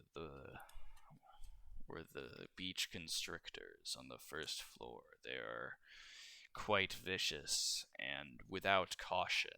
Specifically, large groups, they can attract your attention. And which led to many injuries. We are fortunate that there were no casualties, but a large number of the rescue operation were put out of commission by those snakes. What do you wish to their know behavior about was just really weird. They would just patrol back and forth. I was just wondering if you could like point me in any direction to like books, maybe not specific to snakes, but if there's any books that are like about creatures in the labyrinth, I guess. Herpetology is, I think, That might study not of be something that's snakes. documented now that I think about it. Oh, herpetology is amphibians. Hebit? Oh, fuck. What study of snakes? Oh, herpetology is reptiles and amphibians. He says, yes, I could direct you on books on herpetology, but when it comes to the creatures of the labyrinth as a whole, it seems like they defy our understandings of zoology to a minute degree. What other creatures did you encounter in your expedition today? There were these little plum things. They kind of rolled like balls. There was some seagulls that were laughing at us, and some bunnies that like to kick, and that's about it. I know the snake ate 2 bunnies, but left the plum alone. Did you happen to notice, and this is not a matter of discovery, but for your own consideration, did you notice anything unusual about these snakes' heads? And I understand you probably fleeing in a way that you didn't have chance to notice. Can't say I did. We kind of just saw it and ran. Well, to share what we know about these beach constrictors, they possess a sort of pit organ. Are you aware of what a pit organ is on a snake? I guess just roll nature, or if you, Marco, know, you know. Do you know what a I'm pit gonna have to organ roll is? nature. Not at all. Okay. Yeah, if you roll, yeah, whatever. I'll tell you. It's on snakes. It's essentially like a heat detection that's like in like a cavity to like that's like not quite infrared, or maybe it is. I'm not very sure, but it essentially lets them detect heat in their environment. And Okay. Aster explains that, but he says these snakes are interesting in that the cavity for their pit organ resembles a large jewel-like protrusion on their head. And if you would have checked, these snakes have these like red jewels on the top of their heads. But I digress. He says they're sensitive to heat, so if you, in a pinch, you can use fire to distract them. However, they possess the abnormal ability to store and release that heat through the gem in the form of very destructive blasts. The reason you were seeing these snakes dart back and forth is because they were storing heat through their body heat in those jewels. Does that provide insight for you, Miss Hell, on how to overcome this obstacle. It's very helpful. I'm glad I could Giving be me of help. a lot of very useful information. Thank you. Okay. Is there anything else you want to look at in the library? Not. I mean, I think Hell would probably get a book or two on just like Sure. Providence Oh history. yeah, just your to, like, read I in mean, free yeah, your guild time. cards count as library cards, so you're good. Oh hell yeah! No, I check out like 2 books Sick. to read Okay. on, like, the ferry and stuff. I guess with that scene, sorry I didn't give you another power up. That's obscenely good in the early game. I wasn't expecting it. Yeah. With that scene done, let's check in on the adults, Flynn and Roto. And you two have decided to meet up with Tucker to drink, right? Yep. See. All right. Yeah, I mean, you probably arranged to meet each other somewhere away from Pirateville in town, and then he walks you through it. He's making, small talk like, "Oh man, I haven't been back there since the incident, but I'm sure there's not gonna be anything bad, I'm a pretty likable guy. Everybody knows me. I'm kind of a big deal." And he walks in, and he opens the door for you guys. It's like a swinging saloon door to the Flailing Swordfish, which is a sick name, by the way, that I came up on the spot. One of the Proud of you. dives. Thank you. One of the dives that's commonly visited by Stygian Tide members, and walking in, that is extremely apparent as you know see pirates, arguing. Some seem to be like lurched over maps. Some are like just are like showing knives, not in a threatening manner, but just like admiring craftsmanship and between the two. And there's all sorts of activity and ruckus. If to compare it, if where you went last night was like a family restaurant, this is very much so like a biker bar, but replace biker with pirates. And Tucker looks on, kind of like hands on hips, like, "Yep, here we are. Hey, I'm gonna grab us a table. You guys stand tight." And you two are standing there, very much out of place. Make a, I don't know, I guess if it's kind of like people's moods, it'd be insight. So make an insight check.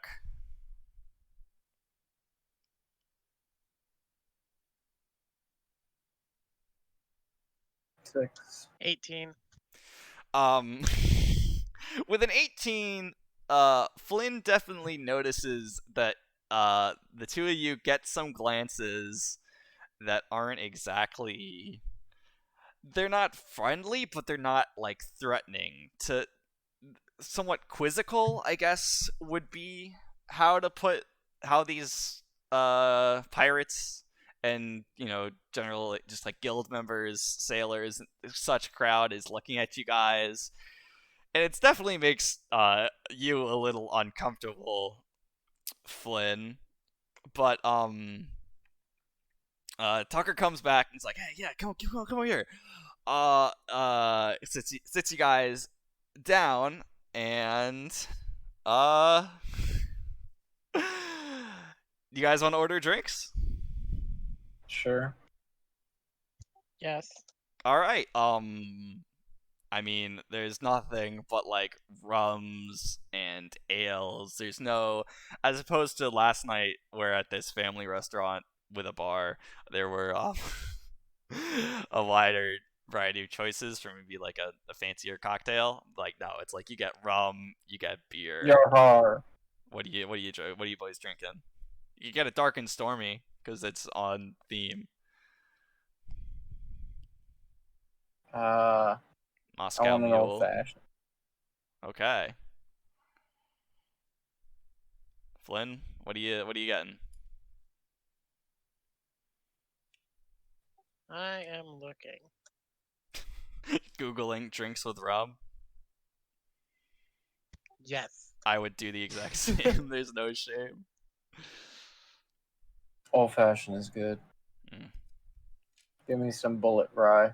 I would get a dark and stormy just because I like I like the illusion of getting it with pirates.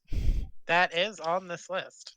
Sure, you want it? It's rum and ginger beer, which sure we'll say they have ginger beer because I'm not gonna deny you. All right, yeah. So you guys get your drinks. Roll drinking for me real quick.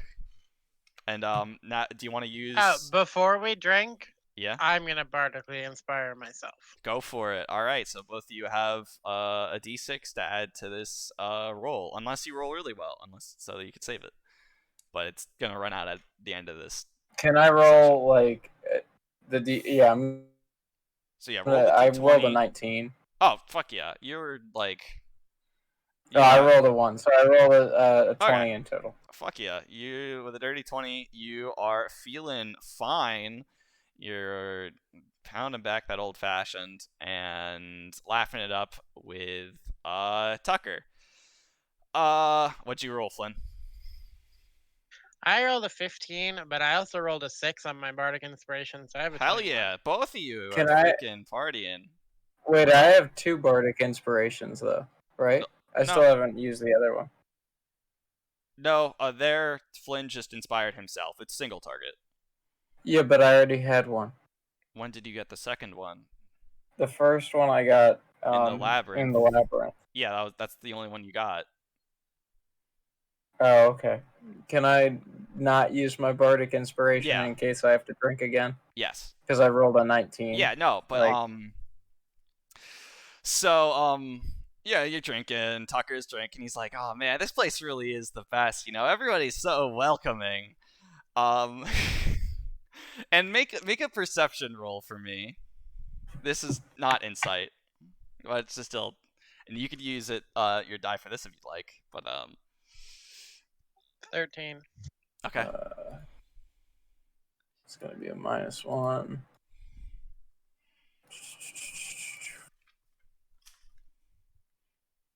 A 1.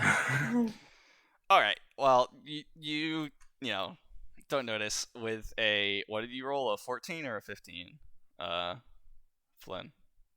A 13. 13. Okay, yeah, with 13, you kind of notice that around the bar,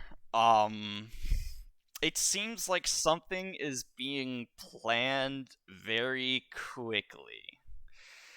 And before you can really kind of relay that to Roto, the swinging doors of the bar are kicked open, and you see enter a woman in full, pirate long coat, tri-horn hat, leather frickin' boots, frickin' coming up, and the bar falls silent.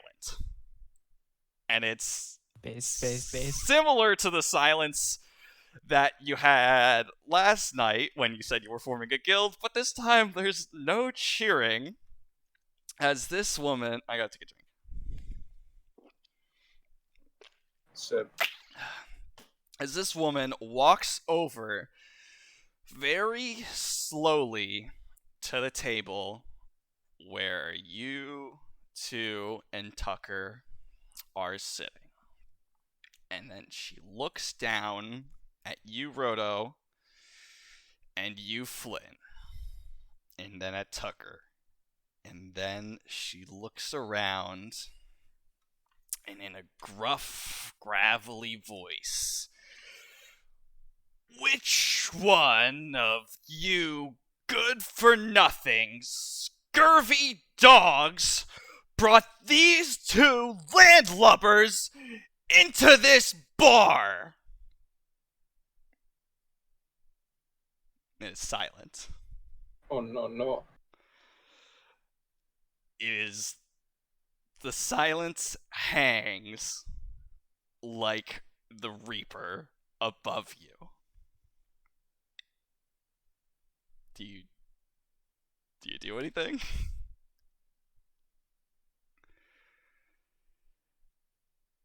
I ain't no landlubber. So I drink my drink. I'm gonna say you are gonna try and roll intimidation, and this is gonna be a contested charisma roll versus this pirate lady. So roll me charisma plus any points in intimidation. Let me throw up Roto. 14, baby. 14. Okay, let's see what she gets. That is 16 plus 4, 20. So you try and say that, but it comes out very, very quiet as this woman stares down. Yeah, that's essentially what it comes out as. And she's just staring you down. And then around the room, very, very quietly, you hear like a chuckle or like a and then another person from another side of the room goes and then somebody lets out a laugh. and then you see this woman's face kind of like falter, and then she starts laughing, and then the whole bar is laughing.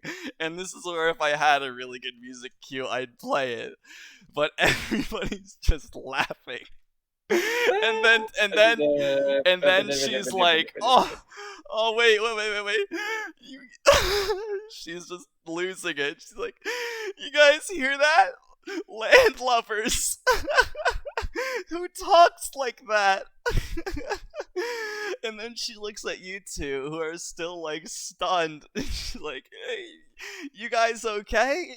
It was a joke." Hey, Tucker, you did good, kid. You totally didn't spoil it. And Tucker's laughing too, and she says, oh man, I needed that." Whew. I'm owned. Feels owned, man. Yeah, what's your two reaction to just getting like totally pranked? You've been punked. I've been owned. Yeah, like the two of you are like not like the punchlines. It's not mean-spirited, but it's definitely like everybody was in on it but you. It was an own. Yeah, so I don't know. Roto came off pretty much like the punchline during that. Yeah. All right. So this woman is kind of like takes a moment to compose herself, and she's like, "Oh, that was good. Oh, where are my manners? I'm Captain Titania of the Stygian Tide. How are you doing?" And she extends a hand. A-okay. I shake her hand because I'm a good gentleman, bro, dude. Do you introduce yourself, or do you just say you're doing okay? My name is Roto. I give my formal introductions. All right. I'm a bit tired if I'm not like Yes. giving the whole spiel. This is the last scene, don't worry. You know what? Fuck it. We're gonna give the whole spiel. No, you're done. All right. Well, no. Oh, It doesn't work like that. I am giving the full introduction. Hello. You gotta let him hear. Yeah, I gotta erp, dude. Stop. So my name Etrian Roleplay. Get it right. My name's Roto. And I'm part of the PP guild. And what does that stand for, please? And Prismatic Pathfinders. There you go. Am I getting marks on the test? Is that on the test? No, just making sure you got I know what the guild's name is. Good. Yeah, no, I got it. And we're the new exploration guild on the Citadel. This is my partner in crime over here, Flynn. Our other guildmate, Hell, is not with us at the moment, but I can assure you she is 1/3 of what makes us kind of a big deal. And I gotta say, our exploits in the labyrinth today, kind of a big deal. Like And she stops you. And she says, "Oh, so What? you're the trio who you lost the charisma test, dude. Sorry." She says, "Oh, so you're the three that a Tucker now has at his beck and call. Well, treat him well. It's a tough job, but somebody's got to do it, especially after losing to Fuma." And she laughs. She says, "Oh, sorry about the whole practical joke. It's kind of a, initiation. But hey, you're free to drink here anytime. You boys seem alright." I have drinking +1. I will be here to drink. You got a good drinking roll. Yeah, I mean, everybody in the bar kind of, half apologizes, half says, I got you good. But you get to know, a lot of, you get to know some members of Stygian Tide. Being Tucker, one of them, and their guild leader, the captain, Titania. This will be like the last thing, so if this wants to be your last use of Bardic Inspiration, go ahead and use it. So make a history check in terms of finding out who Titania is. What's my intelligence? Oh, +1. Yeah, 10. 18 plus 1. Yeah. Okay, yeah. So with a All right, 19, so I did. I'm using my Bardic Inspiration here to get 23. Nice. You fucking know all about how Titania was a renowned pirate for some number of years in the southern seas, plundering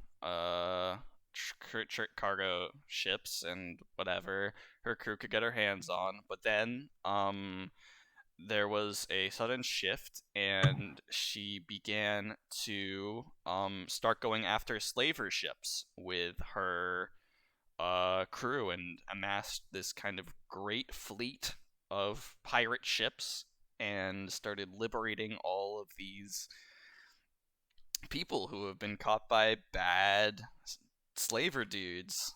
And that kind of got her this reputation as the pirate queen.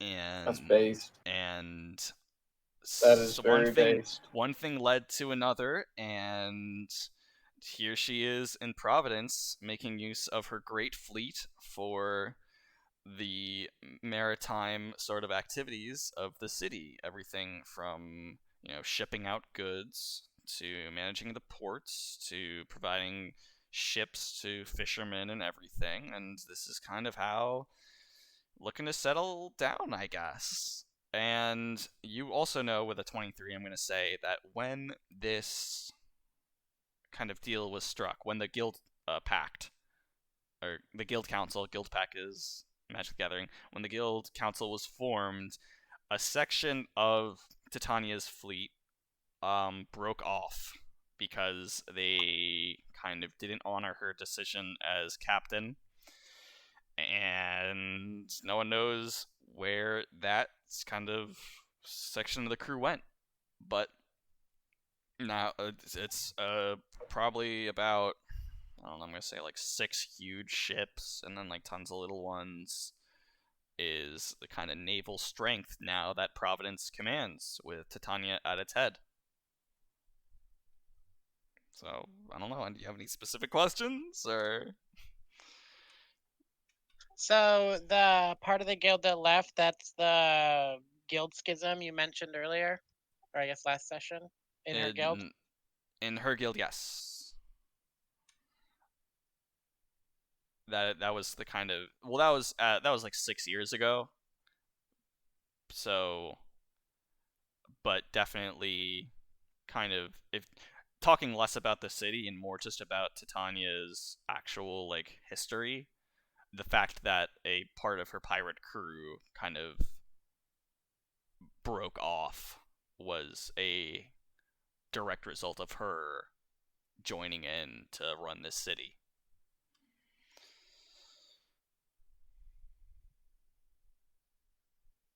So yeah, I mean, you have a great time drinking after making up.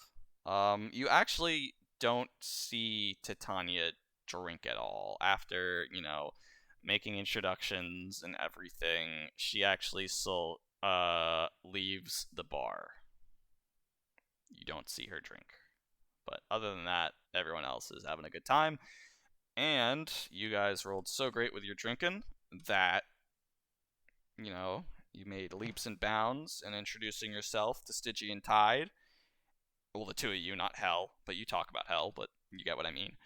And for next session in the morning, you won't be hungover. You'll be able to wake up early. All three of you. So yeah, I mean, I guess that kind of wraps it up. Unless around after dinner drinking time, the two of you want to do something in town. I mean, everything's closed. Yeah. I Okay. think we're good. Sure. Yeah. No. I think that's a really good stopping point. That was GG. Yeah. I mean, you've got pretty good goals for next session, which is to coat a rabbit in sleeping drog. But yeah, I think that was really good, and thank you everybody for watching. I cannot do this without your support, and I will say, if you want to support this this show, please spread the word. I upload the videos on YouTube on Mondays to send out to people. It would mean a lot to me to kind of have more people be a fan of this, but it is a work in progress. But it's a weird sort of mix. But I very much appreciate all the sort of attention that people have been giving this every week. So thank you very much. And that's been it. Oh yeah, you guys are level 2. Oh, okay. Oh, okay. So Nice. that'll be fun. We can do that over the week. I'll